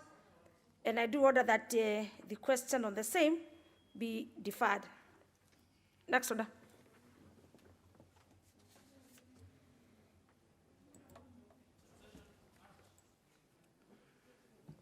Order number 9, the Law of Succession Amendment Bill, National Assembly Bill number 75 of 2019, second reading. Let me have the chairperson, the Honorable, not the chairperson, the mover, the Honorable Peter Kaluma, MP. Thank you, Mr. Speaker. Madam Speaker, with your blessings, I'm becoming a chairperson very soon. Very, very soon. Every time you've spoken well, Madam Speaker, we always make a step. I bless you. Madam Speaker, I'm moving the Law of Succession Amendment Bill, National Assembly Bill number 75 of 2019. Madam Speaker, this is a very small proposed amendment to the Law of Succession Act, but an amendment, Madam Speaker, with very far-reaching and material consequence. Madam Speaker and honorable members, I'm looking to amend largely Section 29 of the current Law of Succession Act. And Madam Speaker, if members would care to look at the current Section 29 and how we are redrafting it, this is what we seek to achieve. Madam Speaker, a look at the current Section 29 indicates that husbands, where your wife dies, are not entitled to seek inheritance of their wife's estate unless they can go to court and prove that the wife was maintaining them or they were dependents of the wife. So that the current Section 29 is, in terms of categorizing or defining dependents, only limited to wife or wives or former wife or wives. What I'm doing at the first level, honorable members, is to remove wife or wives or former wives or wives and have in their place spouse, so that whether you are a husband or a wife and your partner is dead, as a spouse you may be entitled to succession. And if you look at the amendment I'm proposing, I'm also deleting what currently is Section 29C, which says where the deceased was a woman, her husband will only be a dependent if he was being maintained by her immediately prior to the date of her death. So that when my wife dies, I pray that does not happen, I don't need to prove, Madam Speaker, that I was depending on my wife. The property of my wife is a property I can seek to administer for the benefit of our family and our children as a spouse. So essentially, I'm removing the discrimination in terms of the architecture of the current provisions of Section 29, so that either spouse, whether husband or wife, can seek to inherit. Not that for a husband you only seek if you prove you are a dependent. Madam Speaker, if you look critically at these amendments also, at 29A, the manner in which the spouse or wives, former wives and wives are defined is very vague. And it may lend itself to things which are not appreciated or accepted in our legal regime. Things like gay marriages, things like lesbianism, can be accepted under this broad definition. And that is why I'm also proposing amendment to the definition of spouse. And Madam Speaker, what I've proposed there, before I say much about the motivation, is that a spouse shall mean husband or a wife or wives as recognized under the Marriage Act. Madam Speaker, we passed the new Marriage Act in the last Parliament, and essentially, we have not brought the Law of Succession Act to be attuned to it. So I'm saying any spouse can inherit where their spouses die, and they can administer the estate for the family, but the spouse must also be the spouse as defined in the Marriage Act, not a bare frame that we currently have, which can make a man coming to this country with a fellow man claiming their spouses for purposes of succession. Madam Speaker, on the face of it, that is what I'm seeking to do. I'm seeking to align the Law of Succession Act to the Marriage Act, which we passed, and it's a very detailed law. And we want to make it non-discriminate in terms of husbands also inheriting.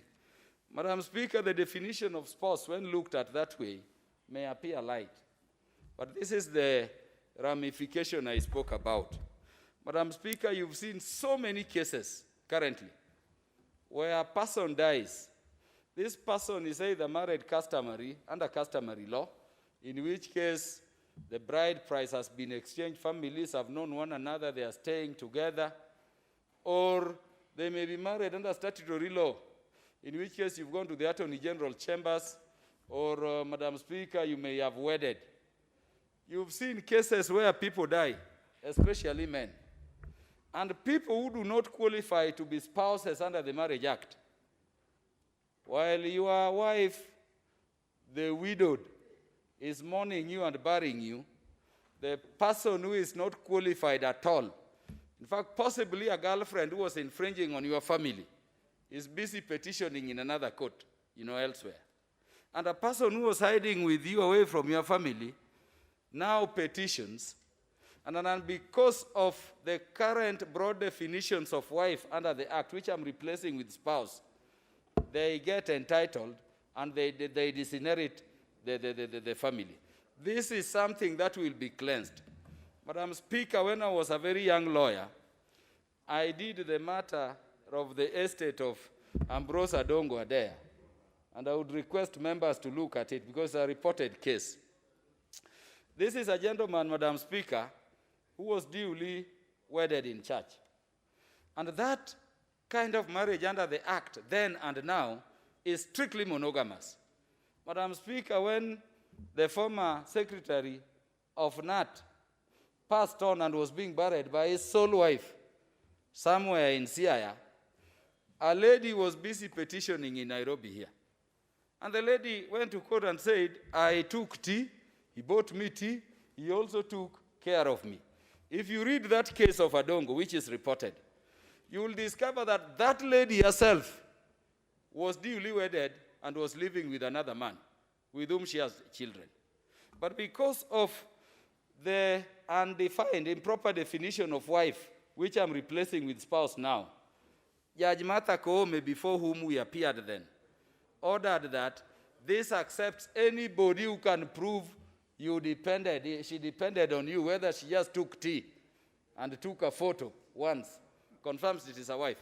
And that case will confirm to you, Madam Speaker, that the estate of Adongo was ordered to give that lady a third of Adongo's estate.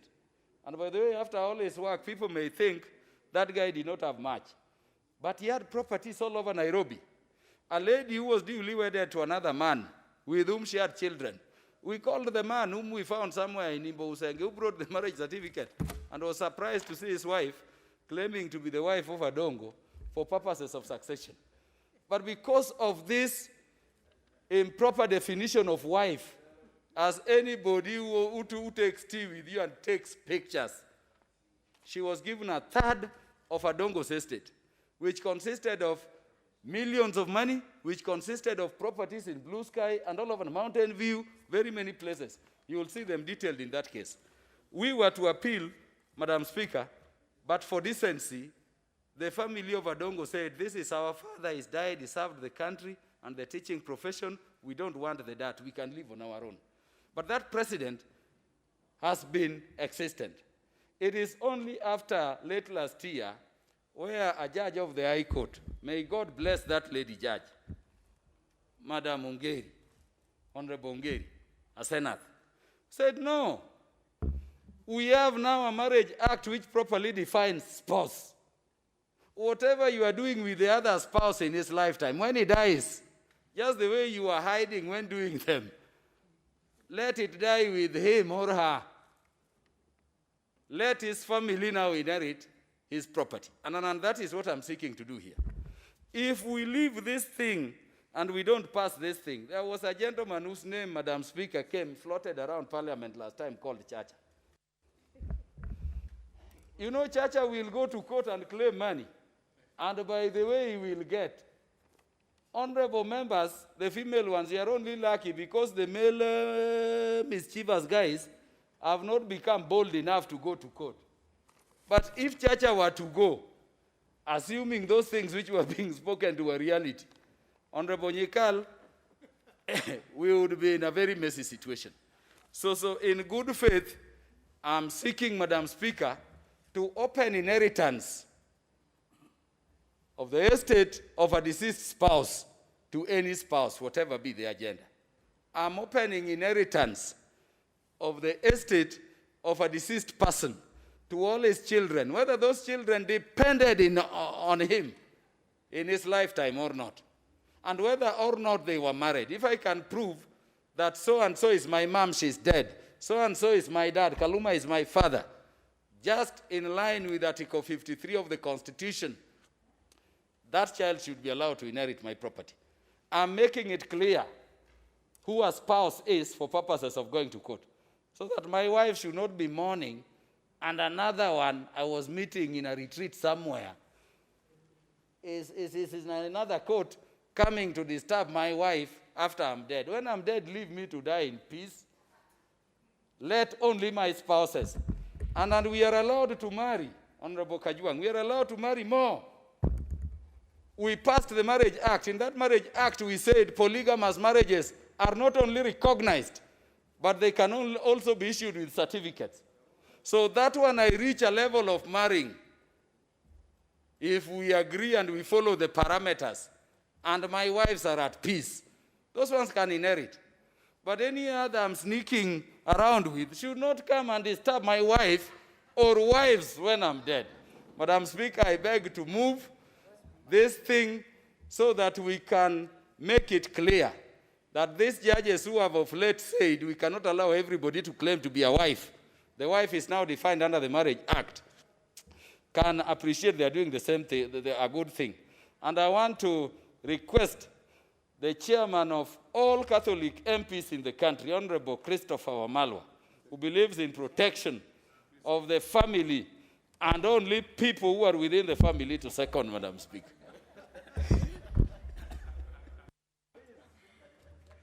Let's have Honorable Christopher Wamalwa to second. Thank you, Madam Speaker. Madam Speaker, the law of succession is very important, and I rise to second. Madam Speaker, we've seen many families, when they die, there's a lot of intermingling of the property. And the law of succession, Madam Speaker, it is supposed to give a clear framework on what will happen to the property of the deceased person. And Madam Speaker, this amendment is trying to harmonize with the Marriage Act, which we passed on this floor of the House. The Marriage Act, Madam Speaker, is very clear. It recognizes the 5 systems of marriage, where we have the civil marriage, the Christian marriage, the Hindu marriage, customary and Islamic. It is only customary and Islamic, Madam Speaker, which has a potential of becoming polygamy. And when the deceased die, Mr. Speaker, as Honorable Kaluma has clearly put it, is when you'll start see people emerging. People want to reap where they never saw, Madam Speaker. And that's why it is important that this amendment brings some clarity. So in the event that the deceased person is gone, there must be proper protection of the spouses, proper protection of the children. the legitimate people, Madam Speaker, who are supposed to be the benefits. Because we've seen in many cases, Madam Speaker, somebody has died, has left property, the children have been chased away from school. Just because the matter is in court, it has delayed. And Madam Speaker, there's a total paradigm shift now. And that's why this paradigm shift will be treated by the term spouse. We are emerging, I'm seeing in the traditional days, those were the days men were supposed to take care of the women. But we are seeing now, women are taking care of men. We've seen a matter in case of the Kerecho industry family, and we saw it happening. Yesterday and yesterday, part one on social media, Madam Speaker, it was actually trending. Young men now, they want to look for sponsors. And that is a relationship. So when you talk of a spouse, Madam Speaker, does not necessarily mean that it must be a man who is taking care of a woman. And you don't need at all to come and prove. Because in the old act, it says, if the man is to benefit, where the deceased was a woman, her husband, if he was being maintained by her immediate prior to her, it should be automatic. And when you look at the Marriage Act, Madam Speaker, it says you have equal rights, both the husband and the wife. And the term spouse comes in to bring in that clarity and to take that provision, Madam Speaker. So this is an important amendment, Madam Speaker, that will add a lot of value. It will protect the spouses. It will protect the children. So that those people who are sitting somewhere and they want to reap where they never saw, rushing to court, their days are numbered. Thank you, Madam Speaker, and I second. Very well.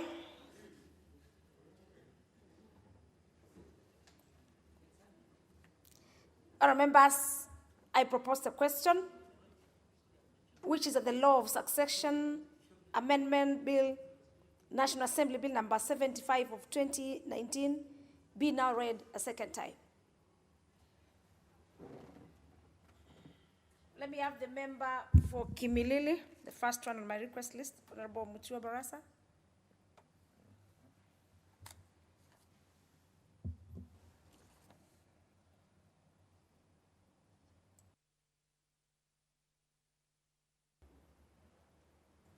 Honorable Mutua Barasa, you can use the next chip. Thank you, Madam Speaker, for giving me this opportunity.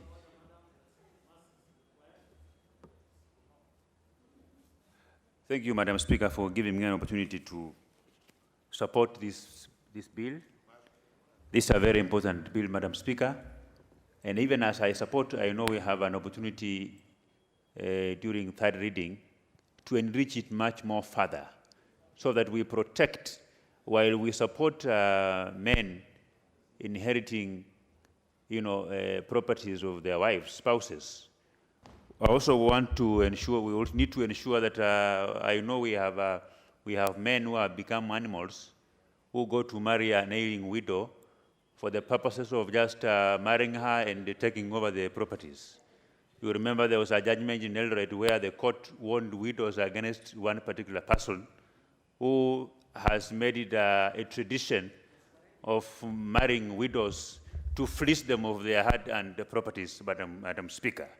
So even as we move forward, and I really want to thank the Honorable Peter Kaluma, that this actually the brains that the family divisions has been missing. It beats. It doesn't make sense, Madam Speaker, that after the death of one of the spouses, you see other people who are members of the extended family masquerading as beneficiaries, and they torment widows, Madam Speaker. So this law, it has come at the right time, and I really want to urge members of this House who believe in family values, who believe in sanity of the family, to approve and support this bill, Madam Speaker, so that tomorrow, if a family will lose a spouse, the people will remain behind. They should not be mourning in double jeopardy, Madam Speaker, because we have widows who mourn. They mourn their bereaved husband, but they are also mourning on what will happen because the in-laws will begin to come and begin to claim on the properties that they too has been working very hard to get, Madam Speaker. And we need to make it very clear that I have no business with the property belonging to my brother. I have no business with the property belonging to my sister. And that property belongs to her and the spouse, or belongs to him and his spouse, Madam Speaker. But even as we say this, we know that we have very many families that are suffering. We have got very many widows who are living on the streets, who are poor, not because they never worked hard when they were during their youthful times, Madam Speaker, but because a lazy person in the name of an in-law, after the death of the spouse, came in and they claimed nearly all of the properties. Some have even thrown out of their land, but understanding our judicial system, these families are unable to get justice in the court of law. The cases have dragged on and on and on again until they also end up dying, Madam Speaker. So this is a bill that we should all support, and we will look forward for an opportunity during third reading, so that in the committee of the whole House, so that we can propose further amendments to make this law a savior for families in this country. With those very few remarks, Madam Chair, I support. Let me get the member for Kwanza. Let me have the member for Kwanza to make a contribution. Yes. Madam Speaker, I want to take this opportunity to thank my brother, Peter Kaluma, for coming up with this, because out there are wars, there are battles. Once the spouse passes on, whether a lady or a man, it has been a problem. And I want to thank Honorable Kaluma for coming up with this clarity, so that we know exactly who is supposed to claim the estate of the deceased person. I know for sure there are many marriages. There's Islamic marriages, there's the customary marriages, there are Christian marriages. But all in all, the shortcomings have been, Madam Speaker, we've not had that clarity. We had cases, as mentioned, to anybody in his own area. You find anybody coming in, and particularly the men, as just mentioned by my friend Barasa. Once a man dies, you see brothers and step-brothers, distant cousins, coming in to, to be part and parcel of the family. And they go to the extent even going to court. But I'm saying there have been cases where they go to court, and because this country, I'm sorry, is our country, because of the corruption, you'll find that person getting away with it and making sure that this particular estate belongs to him, one way or the other. If it's a piece of land, it's subdivided. And so therefore, I think this particular amendment, which has been brought by my good brother, is very timely.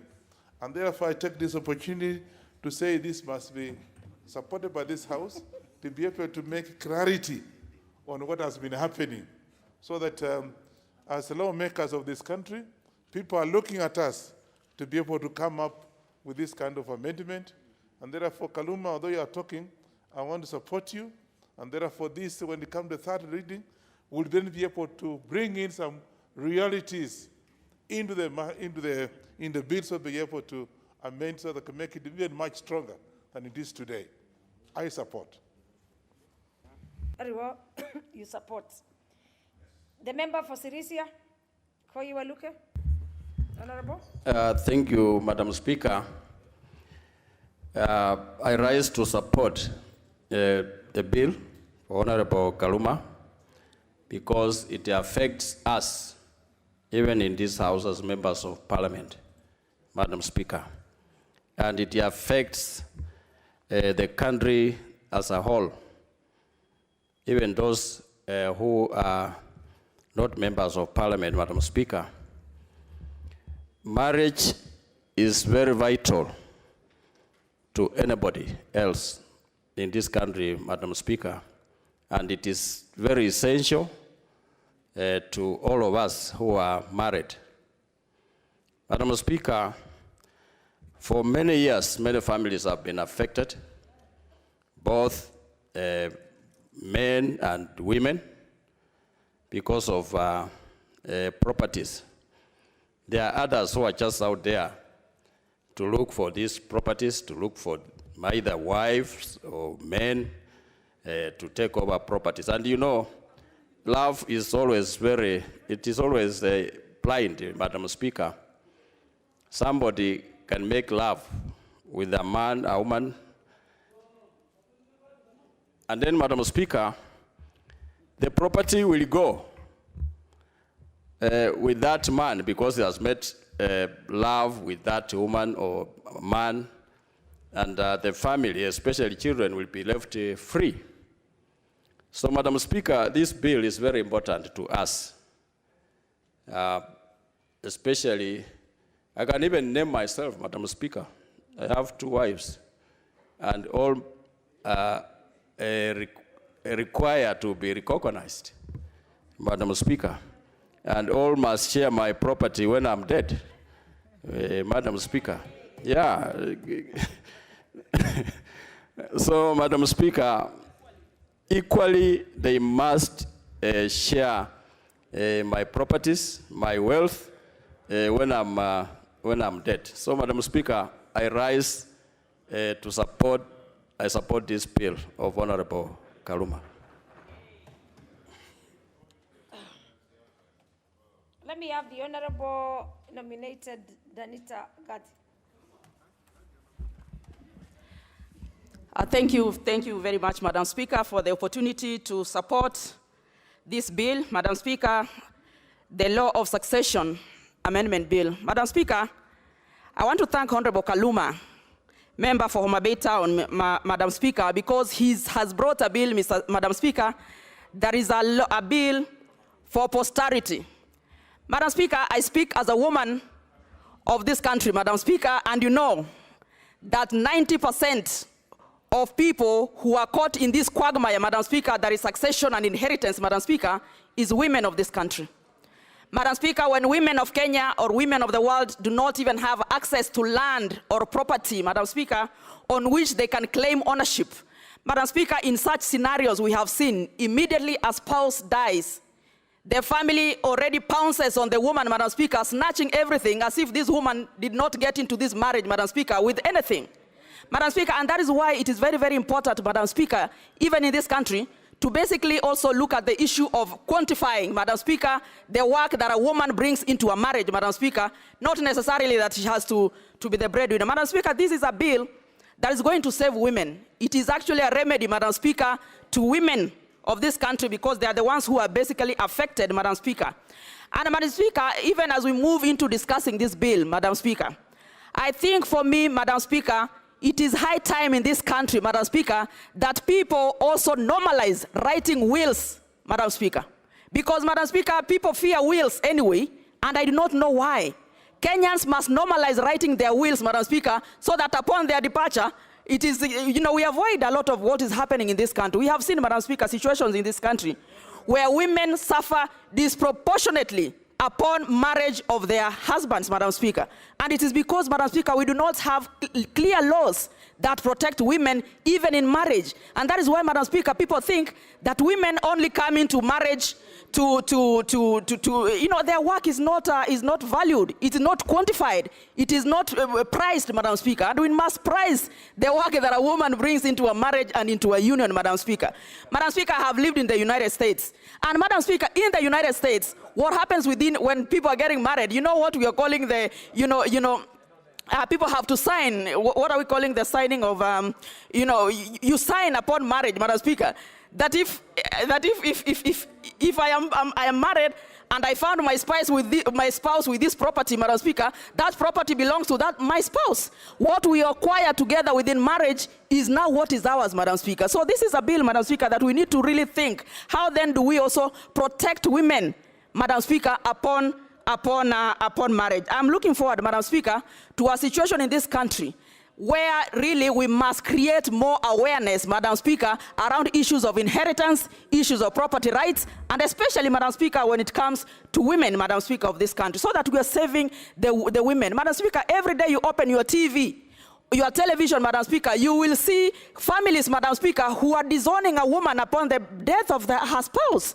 They are already, Madam Speaker, even before a woman buries her husband or her spouse, the family is already into her property, Madam Speaker, as if this woman contributed nothing in this union. So, Madam Speaker, for me, this is an extremely important bill. That is actually a bill for posterity, is a bill that is protecting especially women, Madam Speaker, of this country, Madam Speaker, and recognizes their contribution into a union that is called marriage, Madam Speaker. I therefore, Madam Speaker, support and thank the member for Homa Bay Town for this bill. Honorable Member for Garissa Township, Honorable Duale Aiden. Madam Speaker, I have read this bill together with the Marriage Act last night. And at this stage, let me just say I rise to contribute to the second reading of the Law of Succession Amendment Bill. And I want the House to listen to me. Because like I listened to Honorable Linda Gatti, you have not read the bill. Madam Speaker, I had a chance to compare the bill with the Marriage Act 2014 and the Law of Succession Act, Cap 160.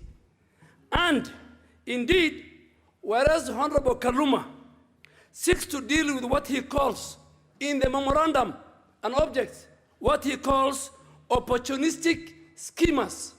That's what he calls in his memorandum.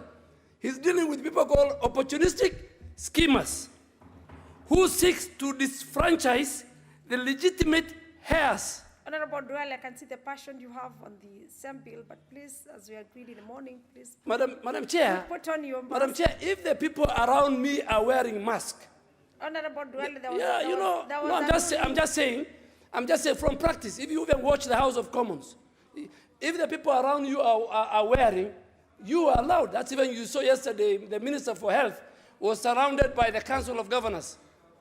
Honorable Duale, there was a ruling by the Speaker in the morning before you arrived that the members should wear. Yeah, but masks. we can. So, and we cannot change the rules. Now you know. Now I've lost the momentum. Yeah.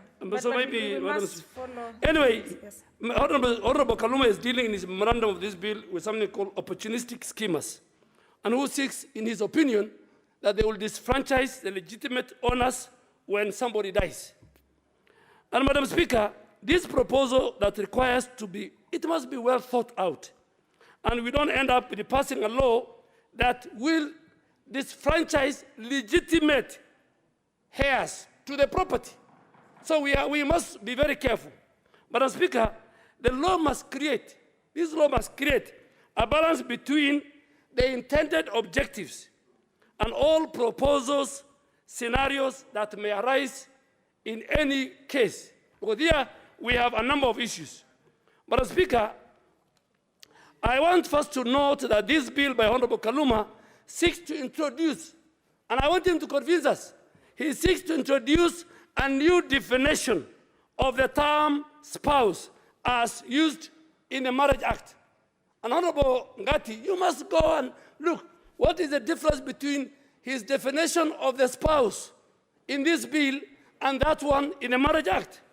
Madam Speaker, however, unless my reading of the law is wrong, and this is why I ask Honorable Kaluma and other learned friends here to confirm, if it is not, that clause 2 of this bill does not refer to the correct definition of a spouse.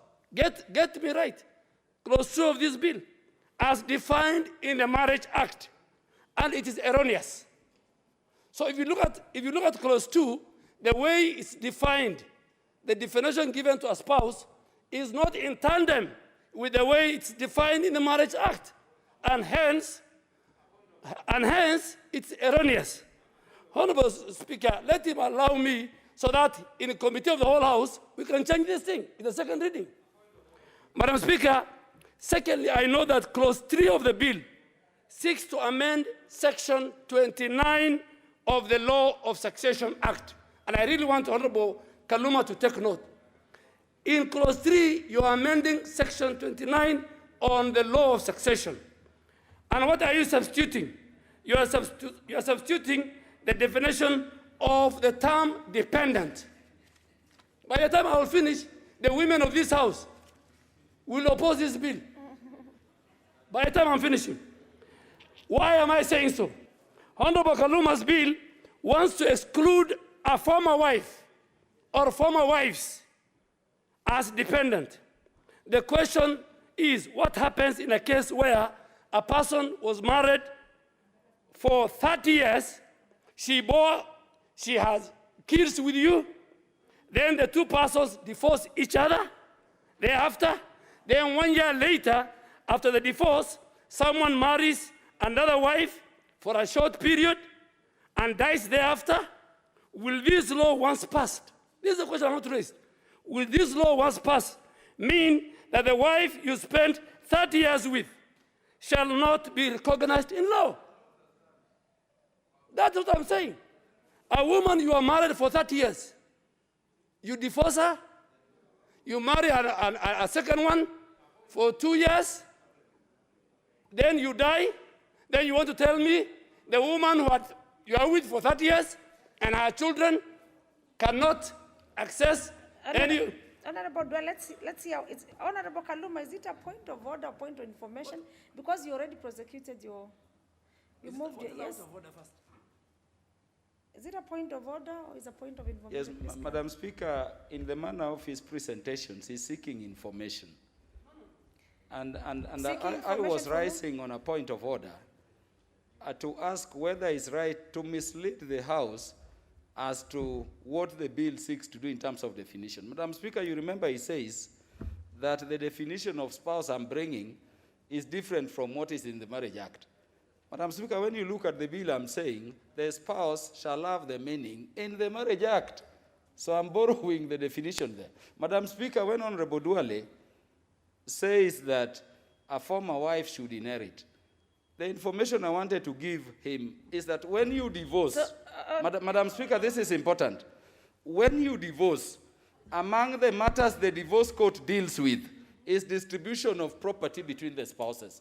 So the divorced spouse tayari ameenda na yeye. There is no reason after she has gone or he has gone with this to come for your spouse when you later die. Now you are debating. You don't understand these things. Let us explain to you. Order. Honorable Kaluma, order. He has also read. It is important for you to just seek for the right way to clarify to the... Mr. Speaker, Madam Speaker, I have read this bill. Honorable Duale, Madam Speaker, I have read this bill and I want to go on record. The House can pass. Yes. The House can reject. But you know the way I can go to the Hansard room and listen to what Tom Boyer said 50 years ago. Yes. I want to go on record. It's a House of debate. So that people can come after me. So, Madam Speaker, I have said, will this law once pass mean that the wife you spent 30 years with shall not be recognized? Could you call your former wife, who has spent her entire life with you, not a legitimate heir to your property? Madam Speaker, if you allow me, I'm just finishing. Clause 3 of the bill is also very ambiguous. And I want Honorable Kaluma to listen to me. I am told the law is not drafted in plural, but rather in singular. However, my view is that existing Section 29 is more clear than what is being proposed in Clause 3 of the bill. Clause 3 of the bill only refers to a spouse. The existing Section 29 of the bill makes it clear, wife or wives. The clarity is important for the member of Homa Bay Town to clear. Madam Speaker, finally, and if you give me another 1 minute, if my time goes, the proposed Section 29(2) does what we call give and take, which, if you see it in any bill, is a sure recipe for ambiguity. On one hand, give him 1 minute. His time was consumed by Honorable Kaluma trying to explain. I really want Honorable Kaluma to listen to me. 1 minute. Yeah, Section 29, in Section 29(1), he defines who is a dependent, and on Section 29(2), he gives a provision that one is not a dependent unless he or she can prove that he was maintained by the deceased for 2 years. Madam Speaker, why include a former wife and allow a person who can prove you are maintaining her for 2 years before your death to claim property? So this guy, what he's doing, He's giving legitimacy to come, we stay. The women you have in the apartments can inherit your wealth. The woman who was with you for 30 years cannot get, and boy, children cannot get a penny. That is what I'm saying. Finally, and the last word, Madam Speaker, these are pertinent issues that Honorable Kaluma needs to address. Otherwise, the existing law, in my opinion, that is the Marriage Act, which took us a long time, is far much better than what is being proposed. For me, I have no problem. I am of the Muslim faith. Our inheritance is documented in the Holy Quran. But you know, as a Kenyan, I have got voters who are not Muslims. And I must protect them, the women in my constituency who are not Muslims, I must protect them from the bad laws that Honorable Kaluma wants to sneak.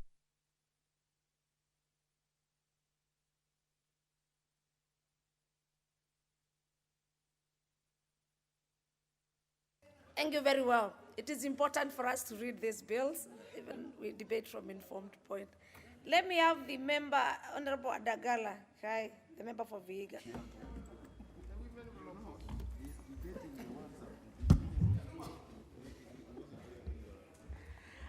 Thank you, Madam Speaker, for giving me this opportunity to support the Law of Succession Amendment Bill, National Assembly Bill number 75 of 2019 by Honorable Kaluma. Actually, Madam Speaker, to say the least or the truth, it has been very difficult for women of this country. When, let's say, maybe the husband passes away, we have seen several cases coming up. We have seen a number of even 10 women coming up, rushing to courts and demanding to get a share of the deceased's property. Actually, this has been a pain. I've witnessed several cases. I've seen on TV women crying, mourning, lamenting. They have lost their breadwinner. And here comes somebody who has just masqueraded or taken a photo with him, claiming to be the wife. For real, for sure, this is actually very causing pain to families, and it's really an embarrassment to the deceased. Like, let's say if it was a member of the society who is of a standing order. We have seen several cases of such. Like Honorable Dwale is claiming, actually, you also want to blame the men. Some of the men who go marrying or masquerading with the girls, they should also stop. They should stop. They should not think that Dwale is now propagating for them to come and claim properties. They should know that. Order, order, order. The members who are not putting on their marks, like the member who is just behind the member who is contributing.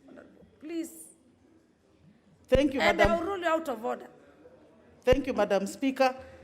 Dwale wants to look like he's protecting some girls there. Honorable Elisha, Honorable Elisha, Honorable Elisha, you are not on your mask. You have not worn And your he's mask. very near to me, And Madam he's very Speaker. near the member. Thank you for the protection. No, Honorable Elisha, you will.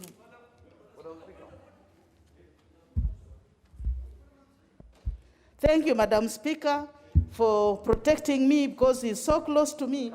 And with this third wave, it is becoming too much. Yes, we made a decision this morning. In fact, the member of parliament will not be putting on the mask. The rules have not changed. You'll be ruled out of order. Yes, Honorable Dwale, what is, let me hear your intervention. Honorable Dwale. Madam Speaker, I don't interrupt my good friend Honorable Dagala, but she said Honorable Dwale is protecting girls. Which girls? Even I have only 4 boys. I'm not giving birth to a girl. So can she say, I'm not protecting girls? I don't know whether I heard her very clearly. So if that is true, then she needs to withdraw. I don't protect girls. Even in my home, the only girl who is there is my wife. You can also protect her.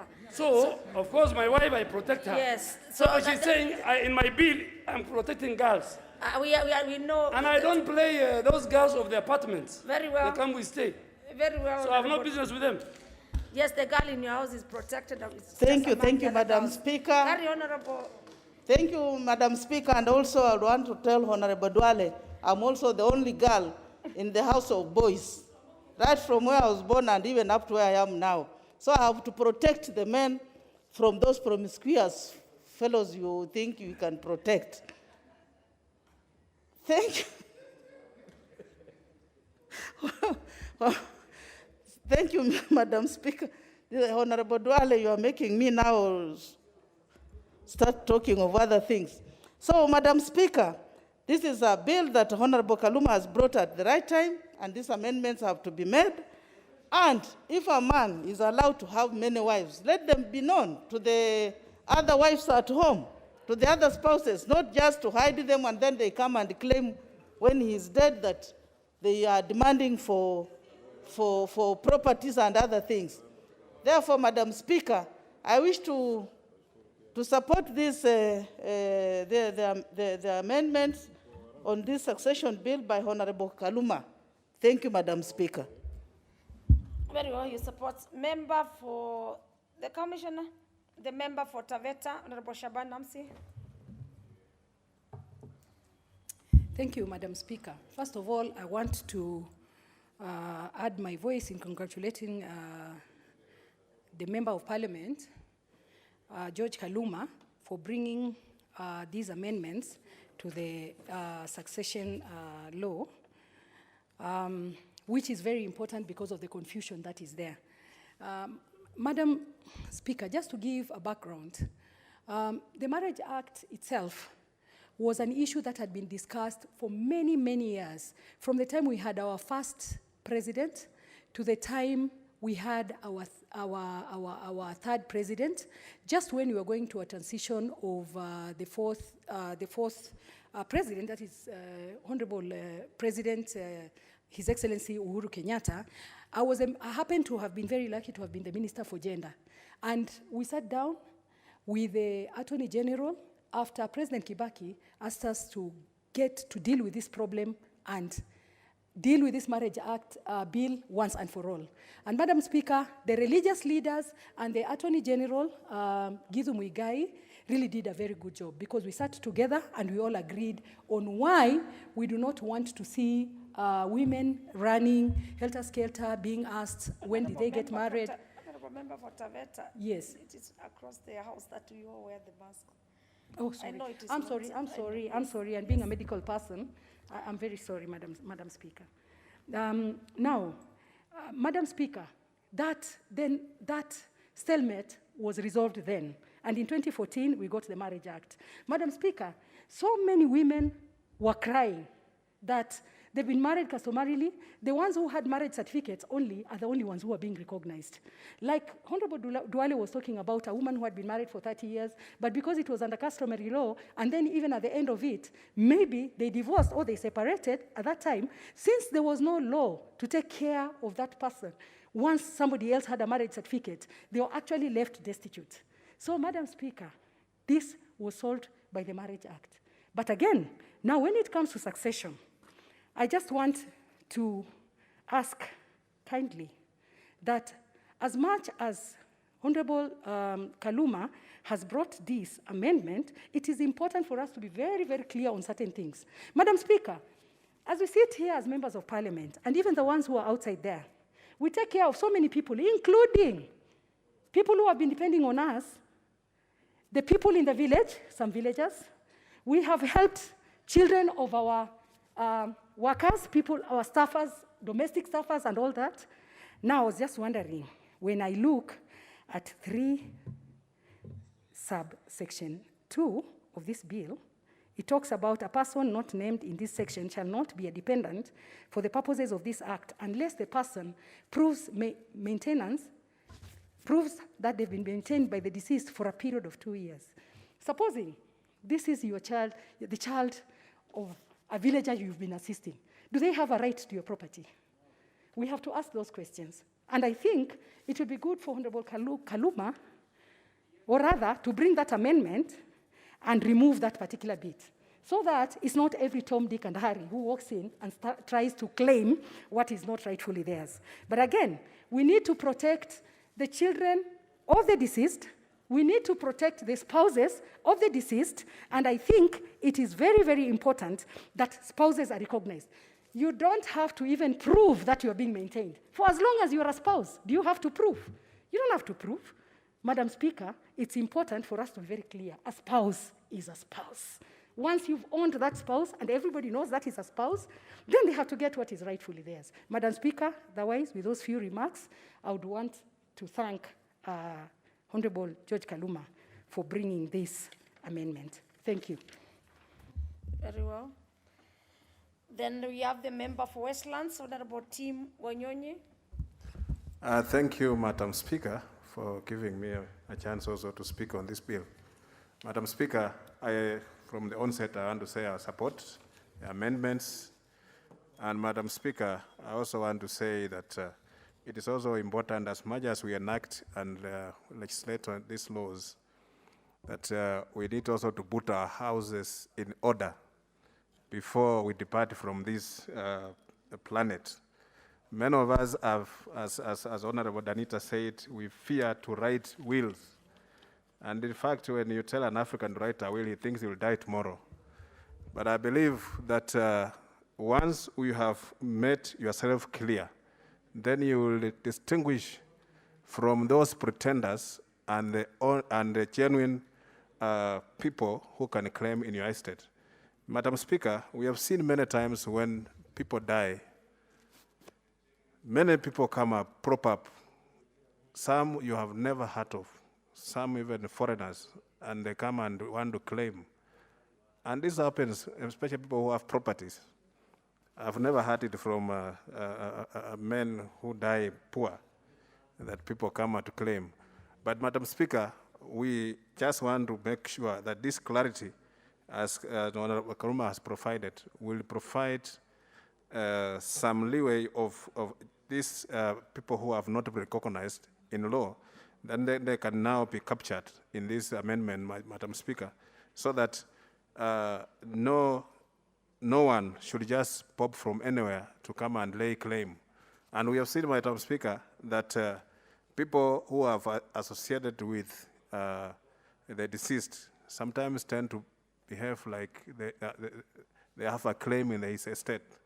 So this is, Madam Speaker, going to bring sanity in these succession laws, and then, Madam Speaker, also protect the families, because sometimes families are put to very great distress by these people who just come around to lay claim to the estate of the deceased because of the association with him. And Madam Speaker, I want just to say from onset that this is a good amendment, and Madam Speaker, when it's passed, even with the clarity and maybe the amendment that will come at the third stage, it is going just to improve on what already is there. And as I repeat, I say, Madam Speaker, it's always good to put your house in order before you depart from this earth, so that you can protect those whom we have left behind. Thank you, Madam Speaker, and may God bless. Very well. The member of Turkana South, Honorable Ekwoma Lomenen. Madam Speaker, I support this Bill of Succession Amendment. Madam Speaker, I've listened to the past speakers, and I really wanted to understand, Madam Speaker. For example, when you are married to 2 wives, then the first one has 10 children, for example, and the second one has 2. And when it happens that you have left this world, can they divide the property, your property, equally? The wife with 10 and the wife with 2. That is the information, Madam Speaker, I will want to understand, because it is very important. The other thing, Madam Speaker, in customary law, for example, for our culture, if a woman is married officially in our culture, that wife will remain the wife of that man for the rest of her life. Even if she divorces, whether she will be married by another person, she will still remain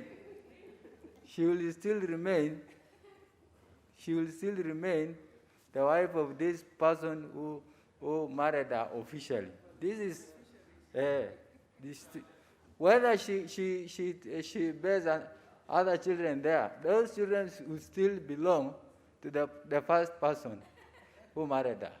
So I don't know whether Kaluma has taken care of that, because there is no way even the Constitution respect the culture, and there is diversity of culture. The other thing, Madam Speaker, I don't know why Honorable Kaluma is not there. We will be taking care of this. Indeed, it is true that the mover should have been here to listen to the contribution. Yes, because make clarifications. Madam Speaker, we are all mature people. We are all married. And then, Madam Speaker, scientifically, the way Honorable Duale said, he is protecting his constituents. It is very true we represent people here. Those who are disadvantaged, those who are also advantaged. Madam Speaker, scientifically, you will find no woman is allowed to marry more than one man. And then, with man, we are allowed. So, when we are allowed, scientifically, you will find, Madam Speaker, the number of women is increasing scientifically. X chromosomes against Y chromosomes. So what do we do, Madam Speaker? Because they are genetically approved, what do we do to these people who are so many, Madam Speaker? They need men. They need to inherit, because they are right. They need to be married, Madam Speaker. Can Honorable Kaluma take care of that? That the scientific generations to come, how will we take care of those people? Madam Speaker, for now, I support. For now, you support, and I'm sure the Honorable Kaluma's replies should be able to make such clarification as sought by the Honorable Member for Turkana South. Let me have, now I have member for Loima, Lomokurai Ekra, a very nice name. Okay, thank you. Lomokurai Ekamas, Honorable. Thank you. you. Pronounce the last one? Ekamais. Ekamais, Lomokurai. Yes, yeah. Thank you, Honorable Speaker, Madam. I rise to support this very important bill by Honorable Kaluma. Kaluma is a good friend of mine. Honorable Speaker, I think this very important motion has come at the right time, and I believe those women and men outside there who are really seeing us discussing on this very important motion will become extremely happy, because this bill tries to take interest of every spouse, including men as spouses. Honorable Kaluma has tried actually to replace the term wife with the word spouse. That means the interest of all spouses will be taken care of. Honorable Speaker, I am a pastoralist, and the team that suffers a lot when one of the spouses passes on those are majorly the pastoralists outside there, because the culture or even the traditions of the pastoralists, just as my colleague from Turkana South has mentioned, is a bit complicated. You get when an husband dies, the uncles of even the wife will come and take all the property that should have been taken by that particular spouse who has lost the husband. So this law, to me, it tries to take care of such very important, takes care of those kind of disadvantages that will remain to haunt the people who will remain after the one of the spouses has died. Honorable Speaker, in our Turkana culture, and even most of the neighborhood, including the Pokots, when you have not married officially, the person who has married officially is the one who has traditionally married, but they don't count on the issues of marrying at the church, something like that. When you have not married your spouse officially or traditionally, even the children will not remain yours until when you maybe follow those sequence or important stages of marriage until where you maybe kill a bull, something like that, is when you will claim even the children. This law, to me, tries to take care of such issues so that every spouse has the responsibility of inheriting, or even a man, of inheriting a property of a wife or a spouse who is a female. So I think, Honorable Speaker, I take this opportunity to support this bill. It is timely and it's taking care of every spouse. Thank you. Very well. The member for Trans-Nzoia, the county member for Trans-Nzoia. Thank you, Honorable Speaker, for giving me this chance. Honorable Speaker, I also rise to support the bill. And Mheshimiwa Speaker, some of us, we are victims, whereby when I lost my late husband, in our traditional, Madam Speaker, we are being asked to mention each and everything that you have, so that maybe the brother or the sister to your late spouse must also benefit out of that. But now, simply because we are going to have this law in place, Madam Speaker, it is going to help so many people. And even those ones who have, my colleagues who have spoken to it, talking about the widows. It is true, the widows have really suffered. Even some of them normally come to us as leaders and ask us also to come under their rescue, Madam Speaker. Madam Speaker, I know very well those ones now who have so many problems, like now when they have their spouses, like those ones who have divorced, and maybe those ones who have passed on. Madam Speaker, when we have this law is going to help them, Madam Speaker. Madam Speaker, also, if the two of you have passed on and you have left your kids, and maybe I will ask Mr. Kaluma also to tell us, how will the beneficiary also benefit out of that, Madam Speaker? Honorable member for Trans-Nzoia, we address each other as honorable members, not Mr. Thank you, Madam Speaker. Madam Speaker, I was saying, suppose now the two spouses have passed on because you have left your kids behind, and maybe the beneficiary, and maybe some of them have gotten married, Madam Speaker. I want Honorable Kaluma to tell us, how are they going to handle such a case, Madam Speaker? Madam Speaker, also, my worry is about our spouses, men, because they can marry as many wives as they can. But now when it comes to the property distribution of these families, because somebody can have almost 10 wives, and the way Mheshimiwa has spoken here, that how are you going to divide that property into these spouses, Madam Speaker? I want Honorable Karuma also to look into that so that everybody will be comfortable when he has lost the spouses. Thank you, Madam Speaker. I support. The Honorable Jared Okello. The Honorable Jared Okello.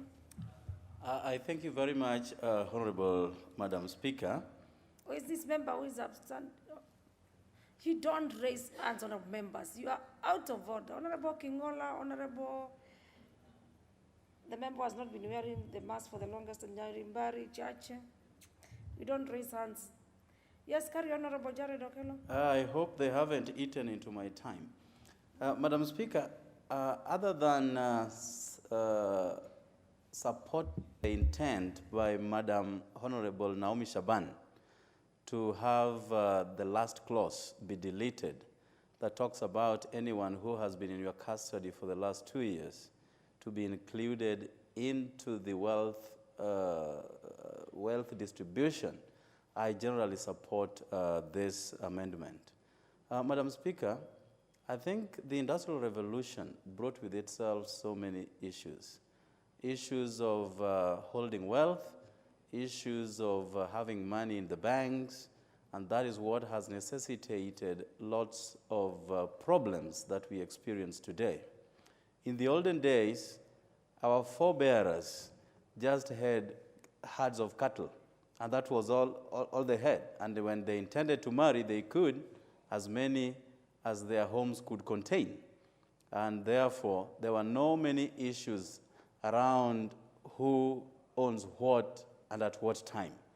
And this bill, called the Law of Succession Amendment Bill, brought forward by the MP for Homa Bay Town, seeks to clarify and complement the Marriage Act. Madam Speaker, it is true that there has been trouble for widows and widowers to assume ownership of estates when one member of that family passes on. And it has become very difficult, even for courts of law, to come up with a ruling on exactly who is eligible to own a deceased property. Madam Speaker, that is why when you read several judgments, each and every judge has his or her own way of understanding this.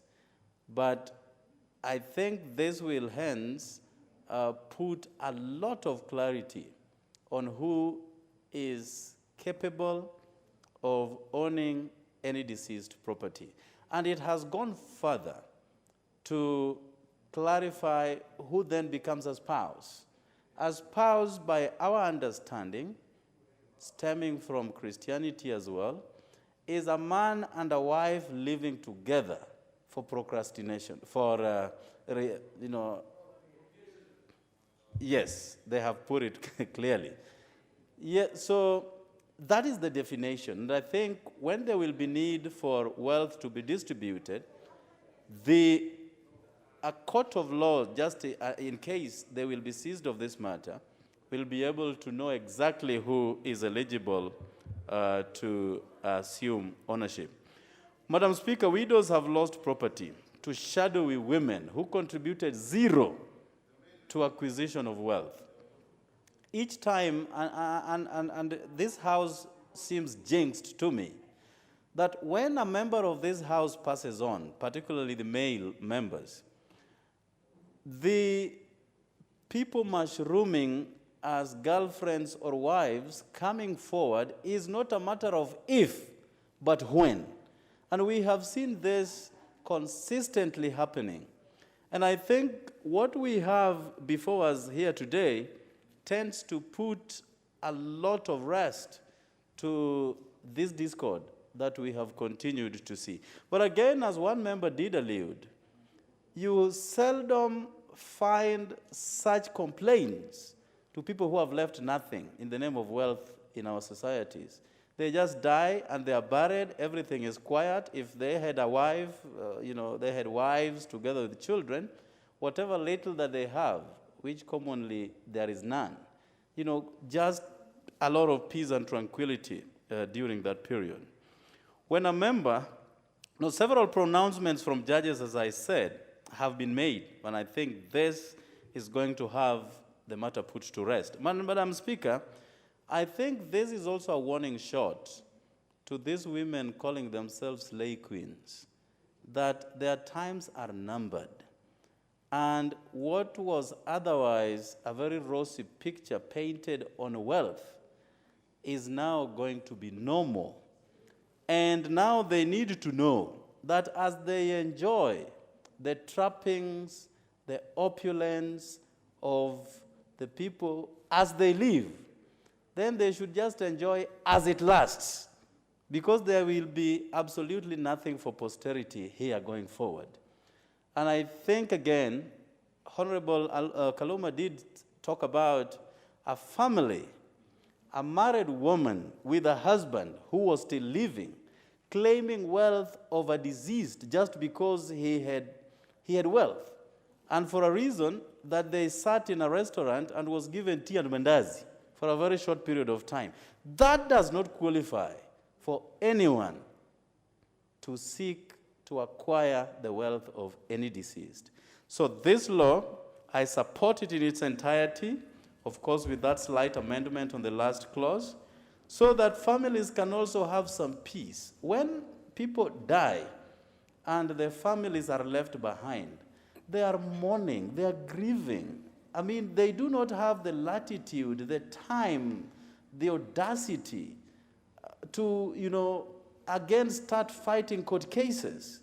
So we have, in the past, put a lot of pressure for absolutely no reason to families who should be given ample time to mourn their their loved ones. And therefore, Madam Speaker, I thank you for your time, and I entirely support.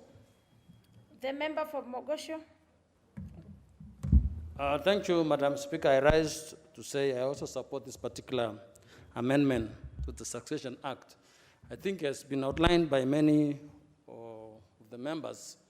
We are actually witnessing a lot of agrimony. Every time a person dies, you find that the issue of the succession, the issue of sharing properties becomes a major issue. And mostly it surrounds various ladies appearing during the time of burial, wanting to be included in the burial arrangement specifically so that after the burial, the issue of succession takes up, so that they want to be included in the sharing of property. And I think this particular law tries to minimize these intruders who come in when they were not really clearly the official or the legally married spouses. So I just want to say that in various customs like us, generally the Kalenjins had almost a clear way of sharing property when a spouse dies, especially the husband.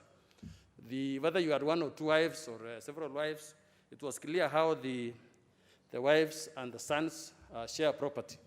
And normally a ceremony was conducted thereafter when somebody passes on, after 1 week or so, or even 2 weeks.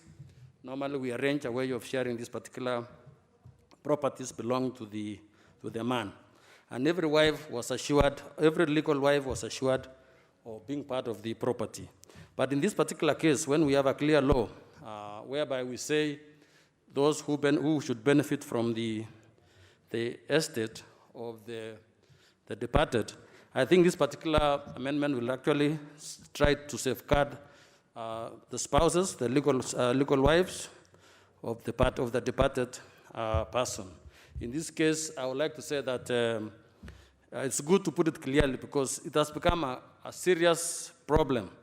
Every time somebody passes on, even before burial is done, people rush to court, stopping their burials, just because they want to look forward. They're looking forward to the day after, so that the issue of succession takes up. So I think this particular bill will help a lot in terms of trying to curtail those who are really not the true beneficiaries of the estate. With that, I beg to support. The member for Mavoko, the Honorable Kingola Makau. Thank you, Madam Speaker. Madam Speaker, I start by wondering why all the family bills touching on women, touching on children, now succession, emanate from one Honorable Kaluma. Madam Speaker, I don't know why. It's because Honorable Kaluma says he's a great grandchild of Akuku Danger, or it is because of his wisdom. However, when I look at the bill, Madam Speaker, traditionally, it has been thought that it is women who are supposed to inherit or succeed the husband. Madam Speaker, I want to submit today that this amendment that will replace wife to spouse is progressive. Because, Madam Speaker, there is no one time we've ever had men fighting in a woman's burial or funeral claiming to be husbands of the late woman. It was only one place during the burial of the late, this lady, the wife of Mbugua, that young man who was, what was her name? Wambui. That people were telling Mbugua, you are not the husband. Wambui Otieno. That is the only case where we had a man being told that, no, you have nothing to do with this lady here. Otherwise, Madam Speaker, what Kalama has done, like other members have said, now we are putting to an end that kind of fighting in funerals that now, as they say, the Mpango Akandos, Madam Speaker, will have also something to offer. Madam Speaker, traditionally, particularly from where I come from, the Kamba customs, we believe in the first wife. And I think in the Kamba tradition, laws of succession, the property of the man was divided among the wives. Even if you have 4 wives, and one has 10, and the other one has 1, the property was divided amongst the women. Now, Madam Speaker, what this amendment now is curing in our customs is that if any of those wives die before the man, then this man will inherit everything from the woman, first, second, third, and fourth. Assuming I had married a magistrate, a banker, a pilot, and maybe a retired teacher, Madam Speaker, and they all die before me, then that means I'll be a very rich man. So this law, it is very encouraging now that you know the population of men to women is dwindling. The ratio, there are more women than men. So I think it's also encouraging us Christians now to look at the ways of the Muslims that we are required to marry up to 4. Yeah? Madam Speaker, it depends on the performance of the women. But if you can marry 4, you are within the religious beliefs. However, Madam Speaker, I think as a honorable house, it is important for us to look at such amendments. Performance of the women or the men? Well, there's no provision for women marrying men in this country. Oh. And now that it is, we are speaking of men marrying the women. And this amendment is seeking to remove the word wife, to replace it with spouse. I think, Madam Speaker, is progressive by all means, and I think it's a good law that is going to serve and, in fact, solve the quamples, the fights that we have seen. Madam Speaker, I support this amendment. Thank you very much. Very well. Yeah, I'll second that because you said the men are the ones who are marrying the women, men performing. The member for Nyambari Church, Honorable Tonki Nyagaka. You have the floor. Thank you, Madam Speaker. One of your qualities is fairness in ways of doing things, because I'm among the first people who came to the House today, but just because somebody was called and they used my line, I was disconnected, and I'm sure that took me in the pecking order to number last. But I've been around, and I'm grateful that I've gained a lot from the contributions of my colleagues, and that makes me a better person by that extent. Madam Speaker, I rise to support this law of succession amendment bill by Honorable Peter Karuma. It makes a lot of sense. It's progressive by its nature, because for the longest we have defined a family, a couple, as a husband, without including the wife.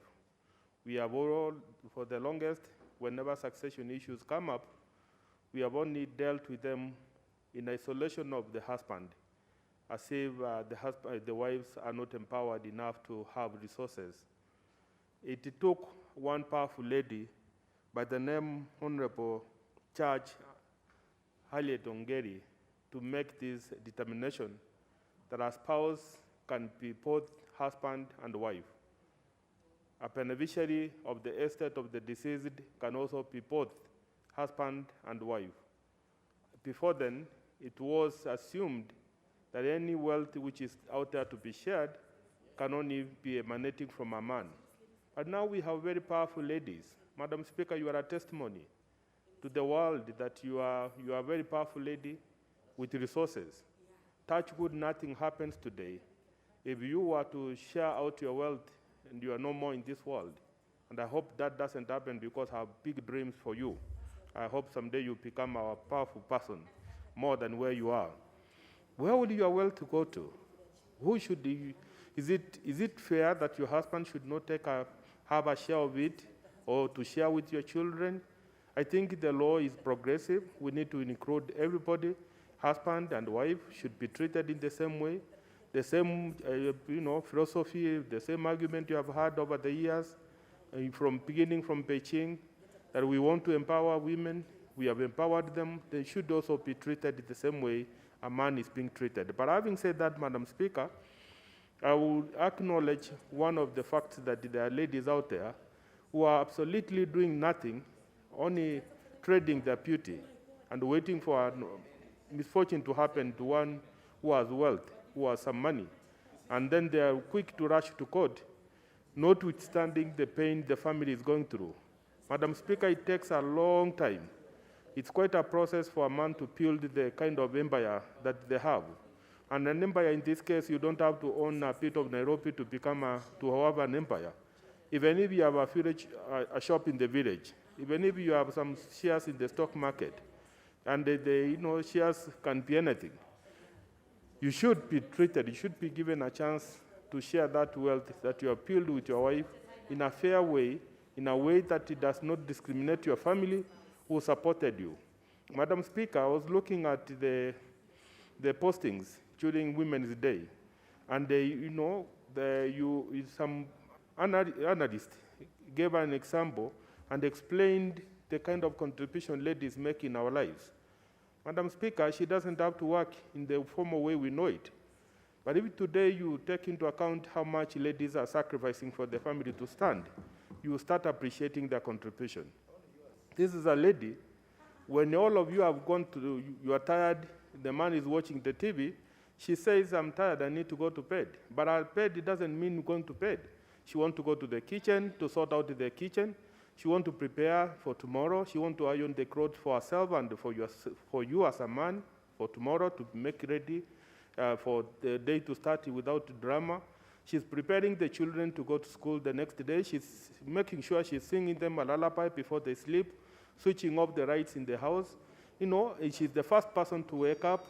She's all doing all those things.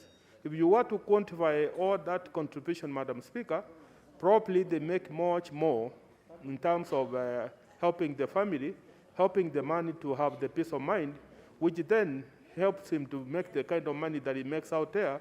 So the least this lady wants is that when the unfortunate happens, you pass on, she's going to be exposed to that drama. But another girl is somewhere in Nairobi who claims that I had a chance to have tea with this man, and therefore also qualified to be part of the family. That should not happen, and I think this law will help us to address some of those concerns, because in the past there has been a complaint, and there has been a misunderstanding that your children who are above 18 years do not qualify to benefit from your estate. That should not be the case, Madam Speaker. That should not be the case, because your children might be above 18 years, but they're not lucky, they're not settled, they don't have resources. They need to be given some seed money to start their own business. And that can only come from their parent, be it a mom or a dad who has passed on. Madam Speaker, we were going through some cases yesterday, and I was shocked that even in Parliament, there are some of our colleagues who passed on many years ago, more than 10 years ago, some more than 15 years ago, some going to even 20 years ago. And that is true. That's a replica of what is going on in the country. Because of the disagreement between spouses, to date, their estate has not been given out. And Madam Speaker, you as a banker, as an investment banker, I will tell you the value for money today is not the same as it will be tomorrow. So the money they would be having, they would finally they'll be given the money if the lawyers will not finish it in terms of court bills. But when they will be given that money, they will not be able to do much like they would have done if they were given the money the first day. So these cases, most of them are coming because of that quagmire, that misunderstanding, that lacuna which has been there in the law, not divining clearly who her spouse is, not divining clearly who her husband is, not divining who clearly a wife is. With this progressive appeal from Honorable Karuma, even when we all agree that Karuma is known for brilliancy, but he has matured mainly on laws, dealing with ladies, dealing with spouses, divorce, children, who have issues, which is a good thing, because really that's what a family is. But I wonder if it's because of being a grandson of one of the famous men in this country, a man who had more than 100 wives, and he managed them very well. And he was able to share his wealth in a very, very harmonious way without any drama. Maybe that's an example. Maybe that's something all of us need to learn from Madam Speaker. My church, who are a fellowship, the SDA Church, has a provision on how to help families which are going through difficulties of sharing out their wealth. No wonder Honorable Church Ongeri Harriet was able to use that wisdom of the training she has in the SDA Church to pass this kind of a law, to clear the lacuna which has been in the law, where the definition of her husband as a principal beneficiary of the estate of the deceased wife, where she was able to divine that a spouse is a person you have lived with for all those years. There was the allegation from my colleagues, my senior member, who, Honorable Duare, where he said that you might have lived with this lady for 30 years or more. And unfortunately, things happen. You divorce the last 1 year before you die. But the law has provided, has taken into account, has provided for that, Madam Speaker. When you divorce, the estate that you have will be shared with your divorced wife. So there's no injury. There is nothing that the divorced wife she's going to miss out. I would have been more happy if Karuma was here. We find out exactly how we have taken care of the children of the divorced wife, because those are the people really we need to take into account and ensure that they're also provided for. But that we should be careful not to build a culture of dependence where our children are going to wait for you to die, or some have gone even to a level, Madam Speaker, of asking to take a loan guaranteeing using your estate, in anticipation of your death. I support, Madam Speaker. I think it's a progressive law. It's going to address, it's not perfect, but it's a step in the right direction, and I support. Thank you. Very well, great contribution. Very great contribution. I wish Honorable Kaluma was here, but I'm sure he has left. I think it's Honorable Kajwang. I saw him taking some notes to hold his brief. Other members? Other members?